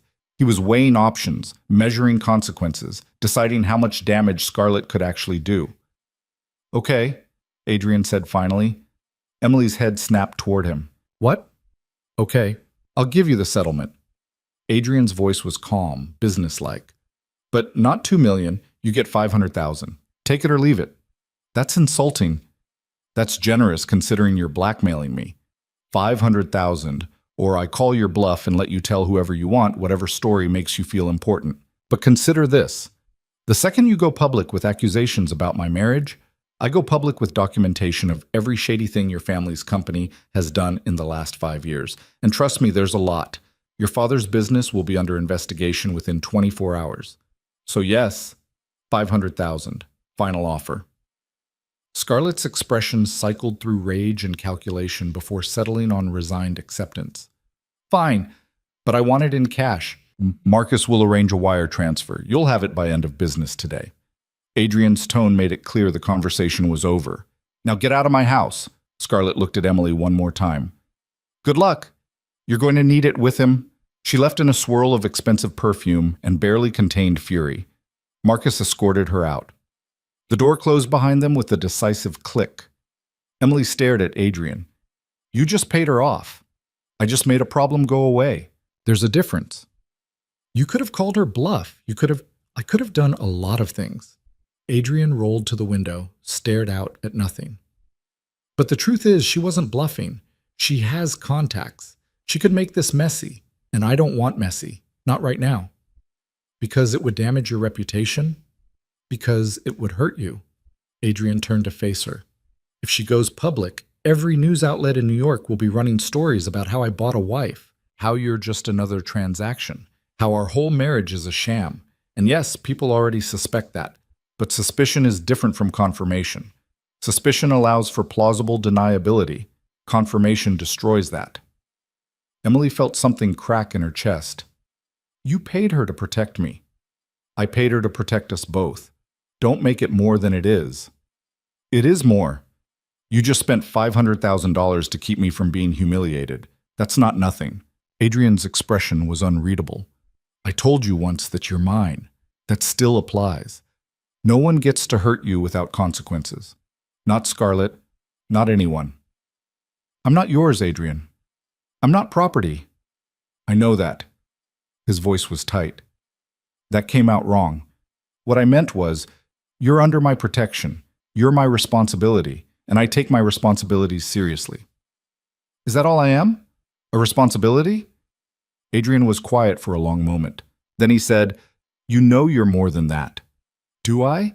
Because you keep pushing me away every time we get close to admitting this is real." "Because it can't be real." Adrian's voice rose.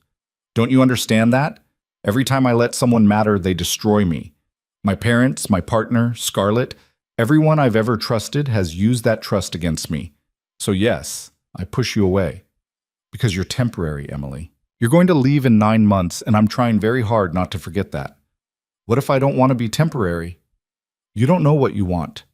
You said so yourself." "I said that 3 months ago. Things change." "Do they?"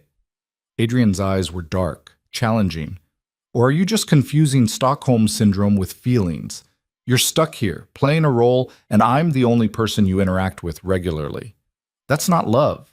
That's just proximity and loneliness." The words hit like a slap. Emily took a step back. "That's what you think this is? Me being lonely?" "I think you're a good person who's trying to make the best of a difficult situation. And I think you've convinced yourself that what you're feeling is real because the alternative, that you're trapped in a fake marriage with someone who can't give you what you need, is too depressing to face. You don't get to tell me what I'm feeling. Someone has to, because you're lying to yourself, Emily. You don't love me. You love the idea of me. You love being seen and valued for the first time in your life. But that's not the same thing as actually loving the person I am." Emily felt tears burning behind her eyes. "You're wrong." "Am I? Then tell me. What do you love about me? Specifically, not the money or the lifestyle or the fact that I pay attention to you. What actual thing about Adrian Volkov do you love? Emily opened her mouth, closed it. Her mind was racing, but the words wouldn't come, and Adrian's expression shifted into something that looked like resignation. That's what I thought, he said quietly. You should go. I have work to do. Adrian, please, Emily, just go. She went, walked out of the office with her heart in pieces and her thoughts in chaos, made it to the library before she started crying, angry tears that she couldn't stop and didn't fully understand. Adrian was wrong. He had to be wrong. What she felt wasn't just loneliness or gratitude or Stockholm syndrome. It was real.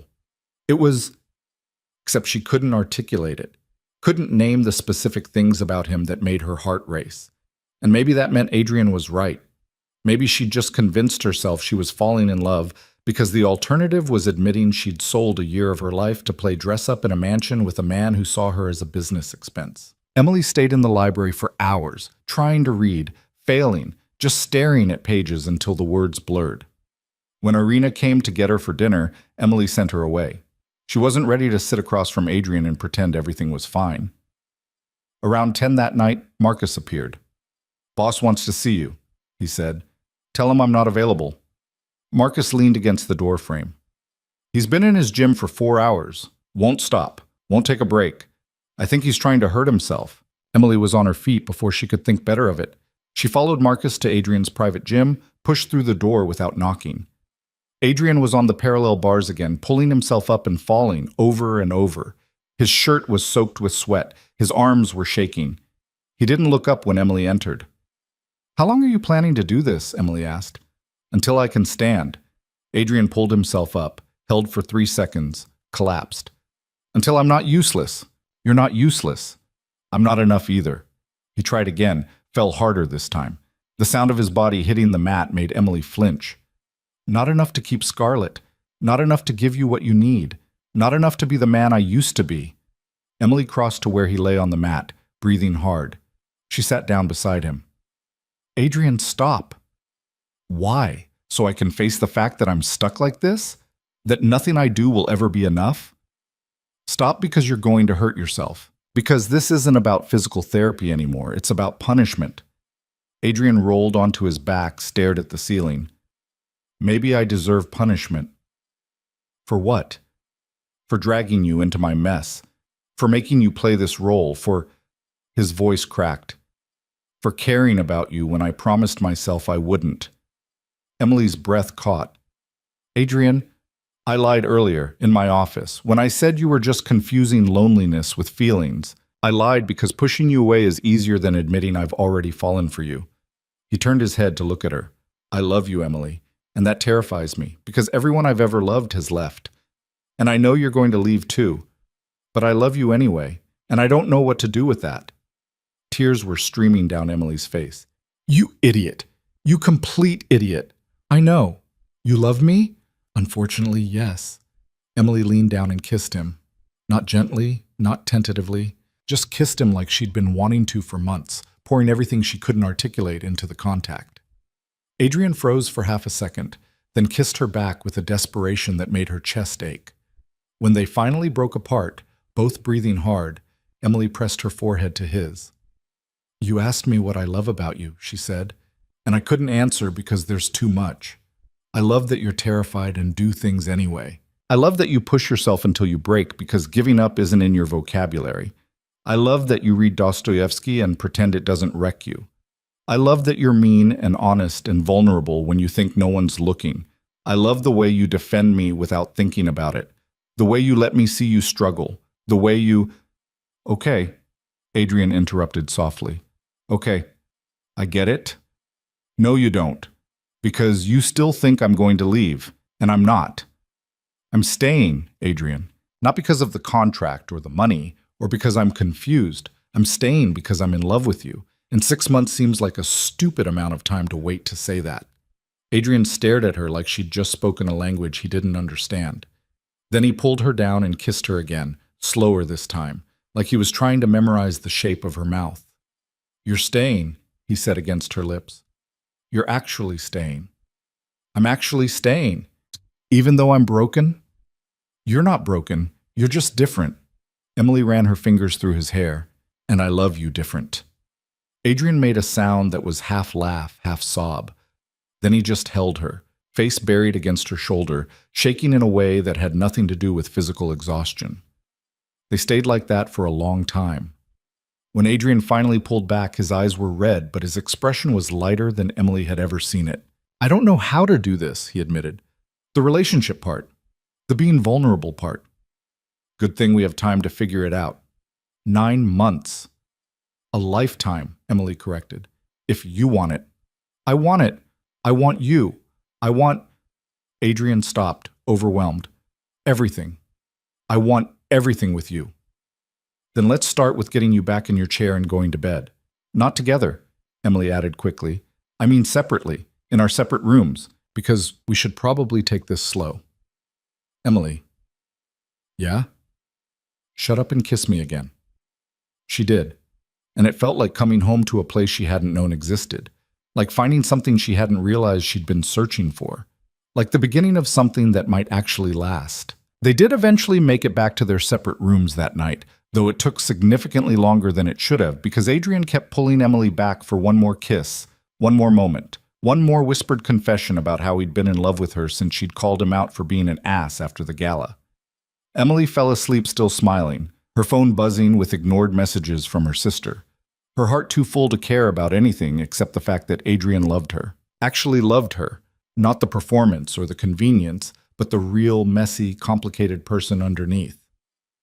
The next morning, Adrian was already in the dining room when Emily came down for breakfast. He looked up when she entered, and his expression was so open, so unguarded, that it made Emily's breath catch. "Good morning," he said. "Good morning." Emily sat down across from him. "Sleep well?" "No. Kept replaying last night in my head." "Me too." They stared at each other across the table, neither quite knowing how to navigate this new dynamic. Then Adrian reached across and took Emily's hand. "I meant what I said," he told her. "All of it." "I know. So did I."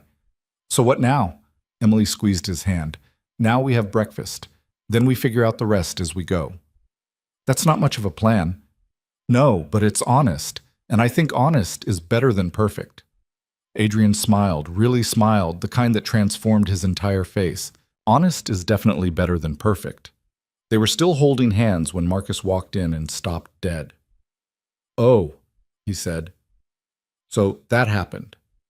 "Marcus, get out," Adrian said without looking away from Emily. "Just came to say Scarlett's money transferred. She's officially off our backs." "Good. Now get out." Marcus left, grinning. Emily could hear him in the hallway telling Irina that she owed him $50.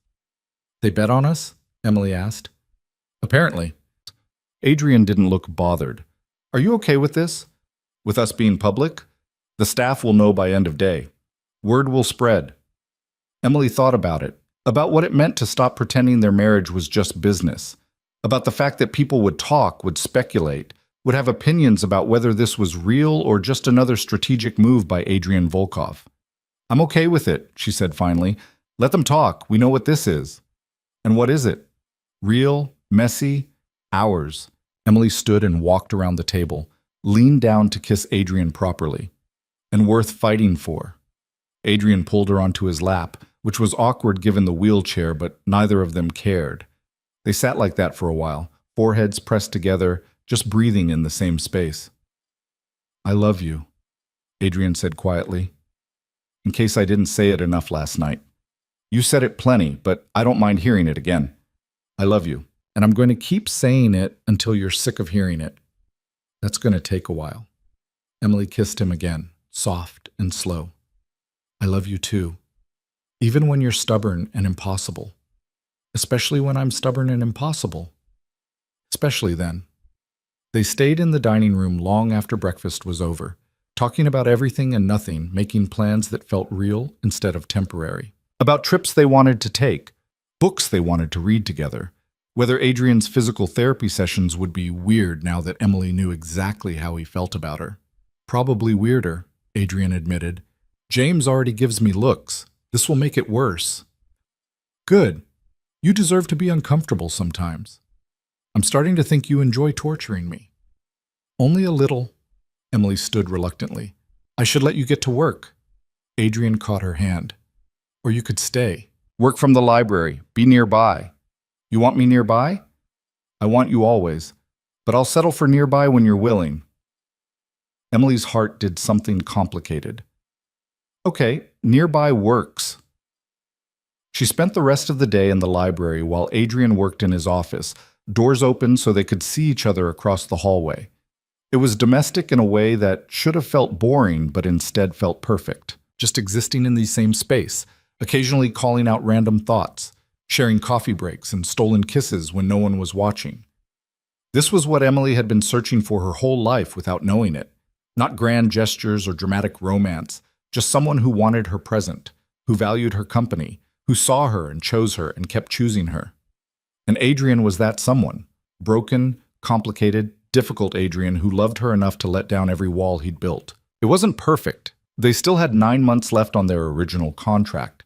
Still had to navigate the revelation that their marriage had become real. Still had to figure out how to be partners instead of strangers playing roles. But they had time. And they had each other. And for now, that was more than enough. The weeks that followed felt like learning a language Emily hadn't known she needed to speak. Being with Adrian wasn't easy.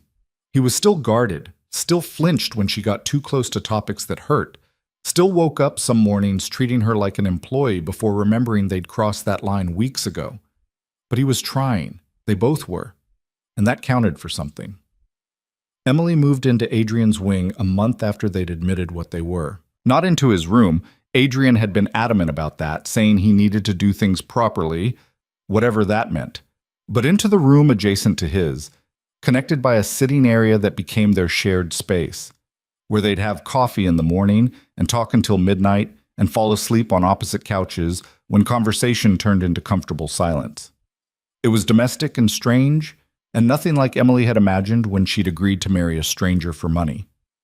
This was real, messy and imperfect and real. I need to tell you something, Adrian said one evening. They were in the sitting area. Emily was reading. Adrian was pretending to work, but mostly just watching her, which he did a lot now that he'd stopped pretending he didn't want to.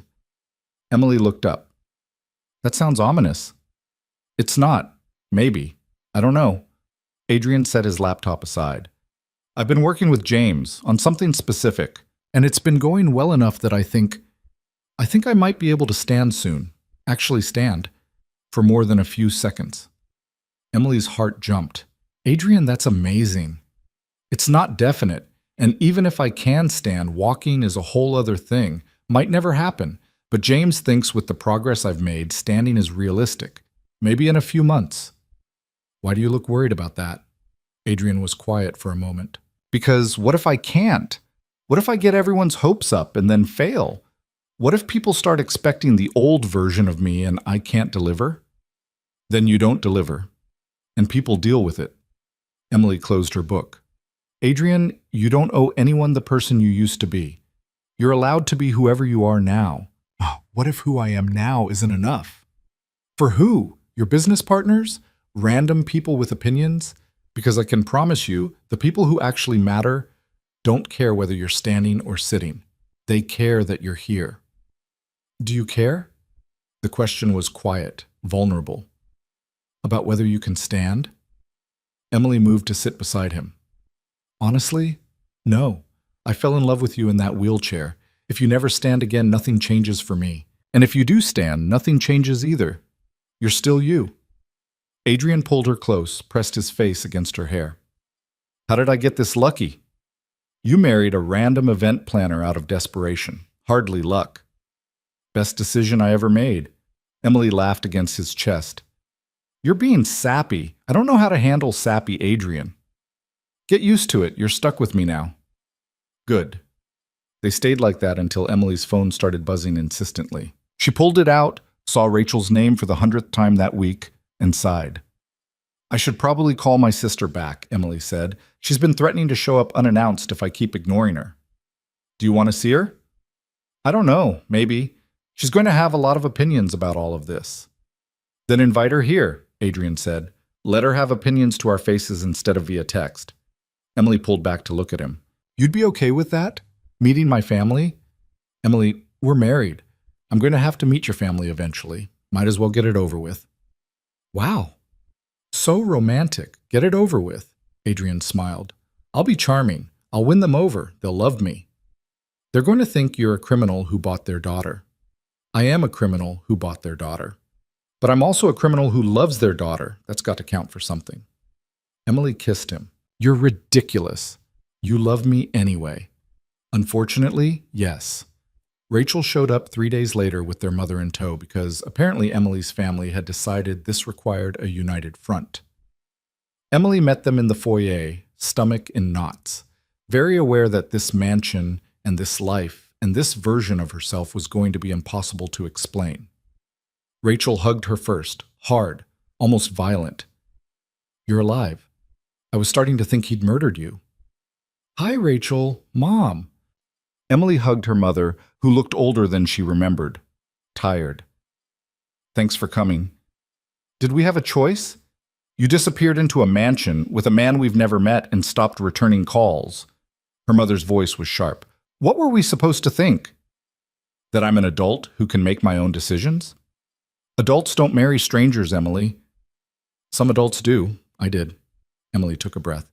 Look, I know this is weird. I know you have questions. But can we at least sit down before you start interrogating me?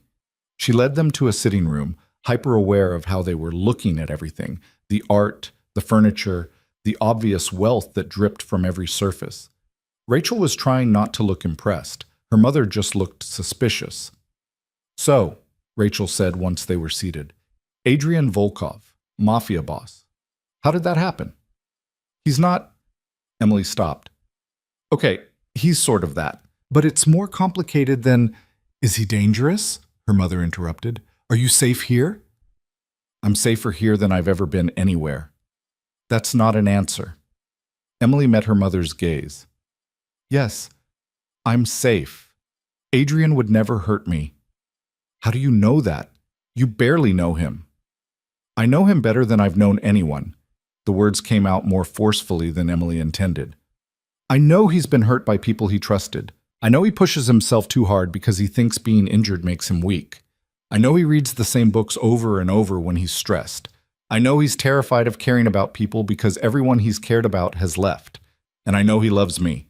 Actually loves me. Not for what I can do for him or what I represent. Just me. Rachel and their mother exchanged looks. Then Rachel said, You're in love with him? Yes.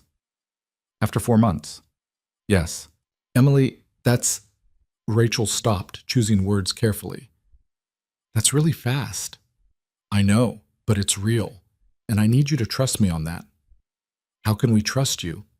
You married him without telling us. You disappeared into his world without warning. For all we know, he's manipulating you, and you can't see it. He's not manipulating me. Then why did you marry him so fast? What aren't you telling us? Emily looked at her sister and her mother and realized she had 2 choices. Keep lying, keep pretending this had been some whirlwind romance, or tell the truth and trust that they'd understand. He offered me $5 million, Emily said quietly, to marry him for a year, after his actual bride left him at the altar. The silence was deafening. Rachel's expression cycled through shock and understanding, and something that looked like pity. Their mother just looked horrified. You sold yourself, her mother said finally. You sold yourself to a criminal for money. I accepted a business arrangement that turned into something real. That's the same thing, Emily. It's not, and you know it's not. Emily stood, paced to the window. I spent my entire life being invisible. Being the daughter no one noticed, the friend people forgot to invite, the girlfriend men left because I wasn't interesting enough. And then Adrian saw me. Not for what I could be or what he wanted me to be. He saw me exactly as I am and decided I was enough. So yes, it started as a transaction, but it became real, and I'm not apologizing for that. You're apologizing for taking money to play dress-up as a mobster's wife, Rachel said. That's different. Is it? Because from where I'm standing, you married a hedge fund manager because he had a good salary and Dad approved. How is that different from what I did? Rachel's face flushed. That's not fair. It's completely fair. We all make choices based on what we need. I needed security. Adrian needed a wife. We found a solution that worked for both of us.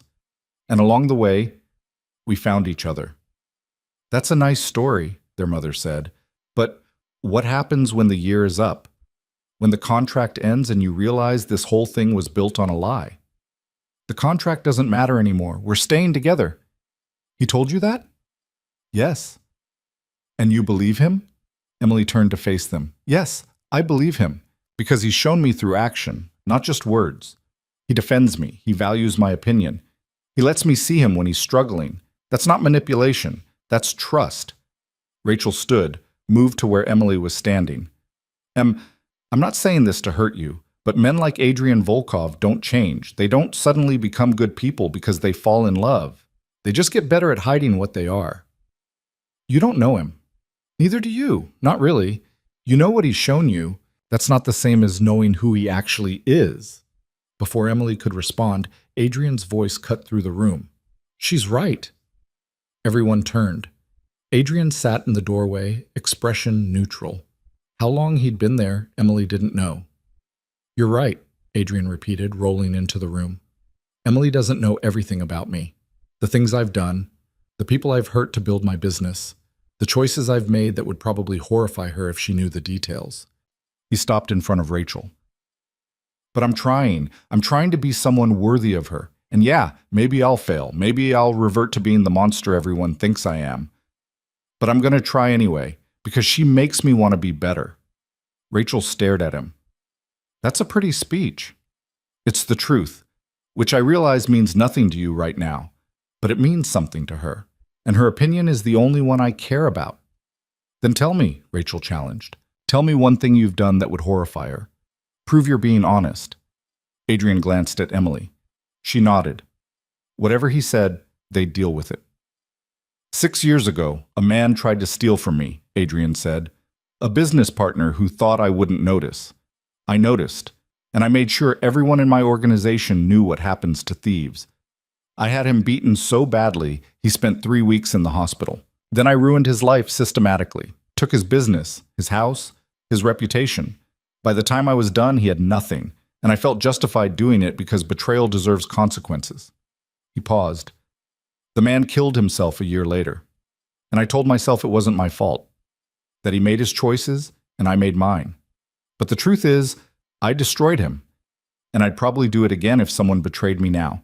That's who I am. Someone who doesn't forgive, someone who punishes without mercy. The room was silent. Emily felt sick, but not surprised. She'd known Adrian's world was violent. Knowing specifics just made it real in a way that was harder to ignore. That's horrible, their mother said finally. Yes, it is. Adrian didn't look away.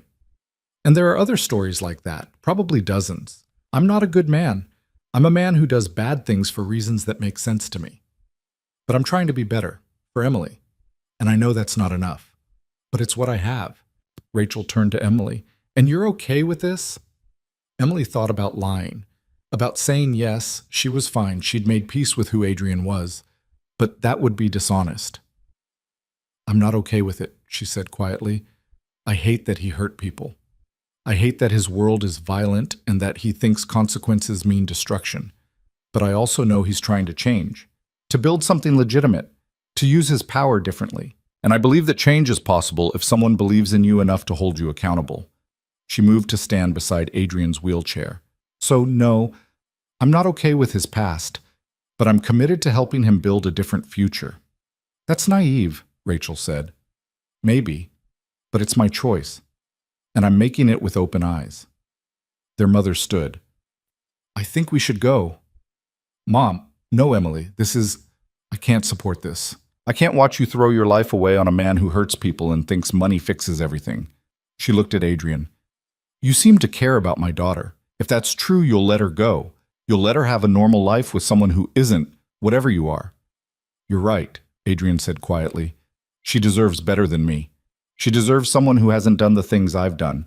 But I'm selfish enough to keep her anyway, because she's the only good thing in my life, and I don't have the strength to give that up. Emily's mother shook her head and left.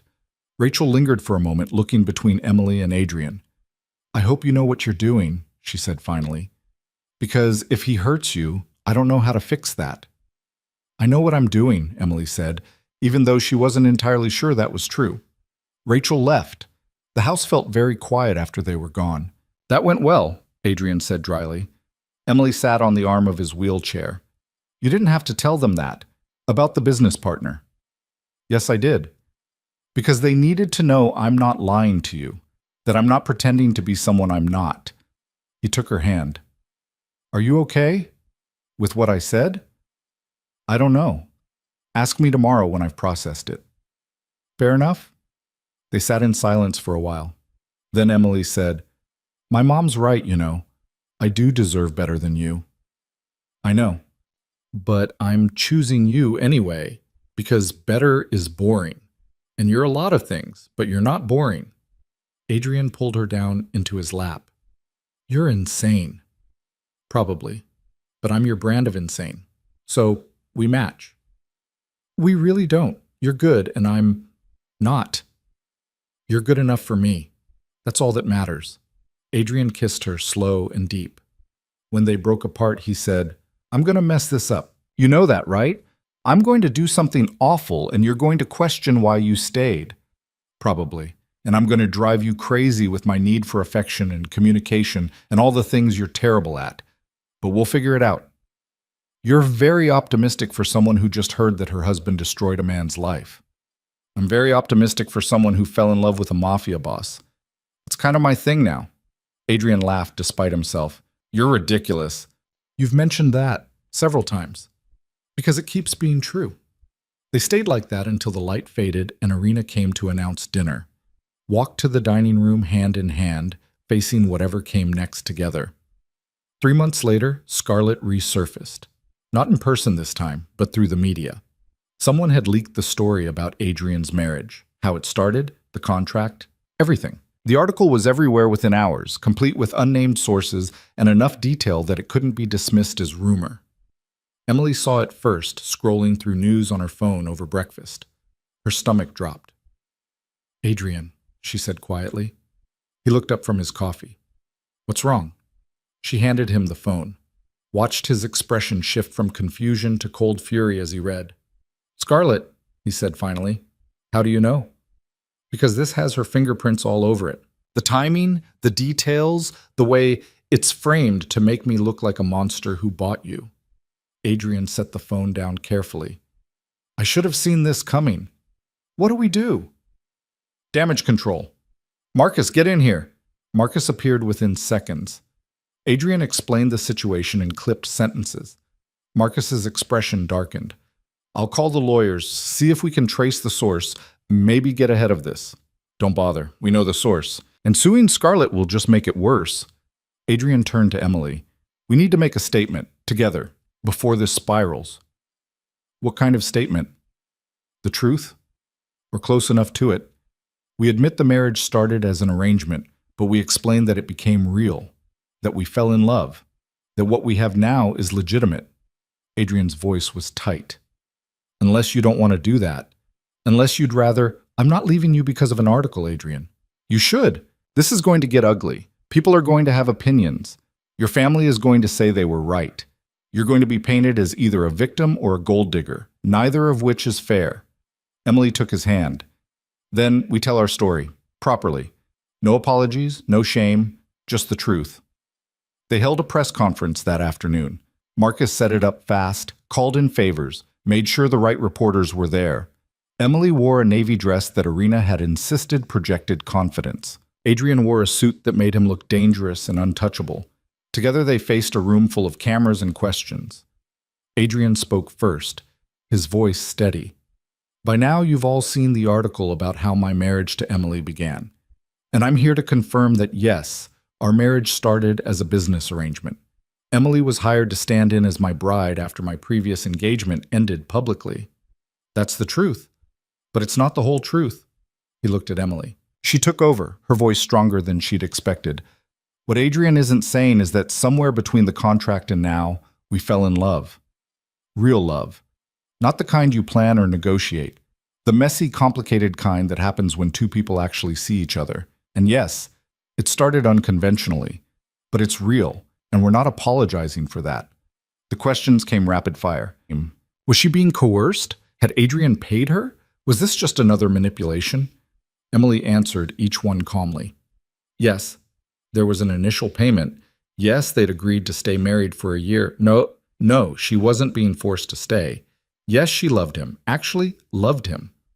When someone asked if she regretted accepting the arrangement, Emily didn't hesitate. No, because that arrangement gave me something I'd been looking for my whole life. Someone who sees me, who values me, who chooses me every single day. So no, I don't regret it. Adrian added, I'm not a good man. I've done things I'm not proud of to build my business, but Emily makes me want to be better. And whatever you think of how this started, what we have now is real. And we're not letting anyone take that away from us. The press conference ended with more questions than answers, but Emily felt lighter afterward. They'd told their truth. Let the world make of it what they wanted. The response was mixed. Some outlets called it a love story. Others called it manipulation. Emily's phone exploded with messages from people she hadn't spoken to in years, everyone suddenly having opinions about her life. She ignored most of them, except Rachel, who sent a single text. I still think you're crazy, but maybe the good kind of crazy. Call me when you're ready. Well, Adrian said that evening, we survived. Did we? It feels like we just painted targets on our backs. We did, but we did it together. That's got to count for something. Emily curled against him on the couch. Do you regret it? Being honest? No, because now there's nothing left to hide, no secrets she can use against us. We took away her power by admitting the truth first. Adrian kissed her temple. We're going to be fine. You don't know that. No, but I'm choosing to believe it anyway, because the alternative is giving up. And I don't give up, especially not on you. The fallout lasted weeks. Business partners questioned Adrian's judgment. Rivals tried to use the revelation as leverage. Emily dealt with reporters camped outside the mansion and strangers who felt entitled to opinions about her marriage. But they weathered it, together. And slowly, gradually, the attention faded. New scandals emerged. People found other things to care about. The story of Adrian and Emily became just another piece of gossip that eventually went stale. 6 months after the press conference, Adrian stood for the first time in over 2 years. It happened during a physical therapy session. Emily was in her usual corner, reading, not paying close attention. Then James said, "Okay, we're going to try something." And Emily looked up to see Adrian gripping the parallel bars with an intensity that made her nervous. "I don't know if I can do this," Adrian said. "You can, just trust the process." James positioned himself behind Adrian. On 3. 1, 2, 3. Adrian pulled, shook. For a moment, nothing happened. Then slowly, agonizingly, he straightened. His legs held. He was standing. The sound Adrian made wasn't quite a laugh, wasn't quite a sob. Just pure relief and triumph and disbelief all mixed together. "I'm standing," he said. "I'm actually—" His legs gave out after 10 seconds. James caught him, eased him back into the wheelchair, but Adrian was grinning wider than Emily had ever seen. "I stood," he said, looking at Emily. "Did you see that?" "I saw it." Emily was crying and didn't care. "You did it! 10 seconds. That's nothing. That's everything." Adrian's progress accelerated after that. 10 seconds became 30. 30 became a minute. A minute became taking actual steps with support. It was slow, frustrating work, but Adrian kept pushing, and Emily kept showing up to watch. 3 months later, Adrian walked across the physical therapy room unassisted. 11 steps before he needed to sit down, but 11 steps that proved everything was possible if you wanted it badly enough. "I'm proud of you," Emily told him on the drive home. "It's just walking. I used to do it without thinking." "It's not just walking. It's proof that you're stronger than the accident, that you can rebuild yourself into whoever you want to be." Adrian took her hand. "I couldn't have done it without you." "Yes, you could have." "No, I would have given up, would have decided it wasn't worth the effort. But you made it worth it. You made everything worth it." That night, Adrian asked Emily to move into his room properly. Not the adjacent space. His actual room, his bed, his life. "Are you sure?" Emily asked. "We've been taking things slow. We've been married for a year and a half. I think slow has run its course." Adrian pulled her close. I want to wake up next to you. I want to fall asleep with you. I want you in my space, in my life, permanently. No more separate rooms, no more pretending we're not completely tangled up in each other. Emily kissed him. Okay. Yeah? Yeah. Let's be completely tangled up. Moving her things took less time than Emily expected, mostly because she didn't have much she wanted to bring. The important parts, her books, her clothes, the framed photo of her dad, fit in a few boxes. Everything else could stay in the guest room that had never really felt like hers anyway. Adrian's room was large and dark, and very obviously his. Heavy furniture, minimal decoration, books stacked everywhere. Emily started moving things around immediately, making space for herself, and Adrian didn't complain. Just watched her reorganize his life with an expression that looked like contentment. Are you going to let me keep any of my stuff in its original location? He asked. Probably not. You have terrible organizational skills. I'm a crime boss. I don't need organizational skills. You're a crime boss who can't find his reading glasses without help. You need organizational skills desperately. Adrian pulled her onto the bed. I don't need glasses if I have you to read things for me. That's a terrible system. It's efficient. He kissed her slowly. And it means you can't leave. I'm not leaving. Promise? Promise. They stayed in that night, ordered takeout, watched movies neither of them paid attention to. It was ordinary and perfect and exactly what Emily had been missing her entire life. Someone who wanted her there just because. Not for what she could do or how she could help, just for existing in the same space. I love you, Adrian said around midnight. I know. That's it? Just, I know? Emily smiled against his chest. I love you too, but you already knew that. Yeah, but I like hearing it. Then I'll keep saying it, every day until you're sick of it. I'll never be sick of it. We'll see. Give it another 50 years. Adrian went still. 50 years? At least. Maybe 60 if we're lucky. Emily looked up at him. Is that okay? Am I allowed to plan that far ahead? You're allowed to plan whatever you want. I'm not going anywhere. Good. Because I've gotten used to you. It would be inconvenient if you left. Inconvenient, Adrian repeated. That's romantic. I'm very romantic. You love it. I do, unfortunately. The 1-year anniversary of their wedding arrived quietly. Emily woke up to Adrian already awake, watching her with an expression she couldn't quite read. What? She asked. It's been a year. The contract's up. Technically, you're free to go. Emily's heart stumbled. Do you want me to go? No. But I want you to know you can. That you don't owe me anything. That if you want to walk away, Emily kissed him to shut him up. I'm not walking away. The contract stopped mattering months ago. We both know that. I want to renew our vows, Adrian said, properly this time. Not in front of hundreds of people I barely know. Just us and the people who actually matter. Make this official in a way that isn't about survival or strategy. Just love. Emily felt tears burning. You want to marry me again? I want to marry you right. The way I should have the first time if I hadn't been so focused on not looking weak. Adrian took her hand. You deserve a wedding that's about us. About choosing each other freely. Will you marry me again, Emily? Knowing exactly what you're getting into. Yes, obviously, yes. They held the ceremony 2 months later. Small, intimate, in the mansion's garden. Just Rachel and Emily's mom. Marcus and Irina and James. A handful of Adrian's people who'd proven themselves loyal. The priest who'd married them the first time, looking significantly less stressed. Emily wore a dress she'd chosen herself, simple, white, nothing like the borrowed bridesmaid dress from the first wedding. Adrian stood at the altar. Actually stood, with just a cane for support. When Emily reached him, he was shaking slightly from the effort, but his smile was real. Hi, she said. Hi.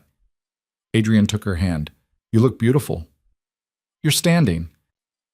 I wanted to be standing when I married you properly. Seemed important. The ceremony was short. No performance, no strategy, just two people who'd found each other in chaos and decided to build something real.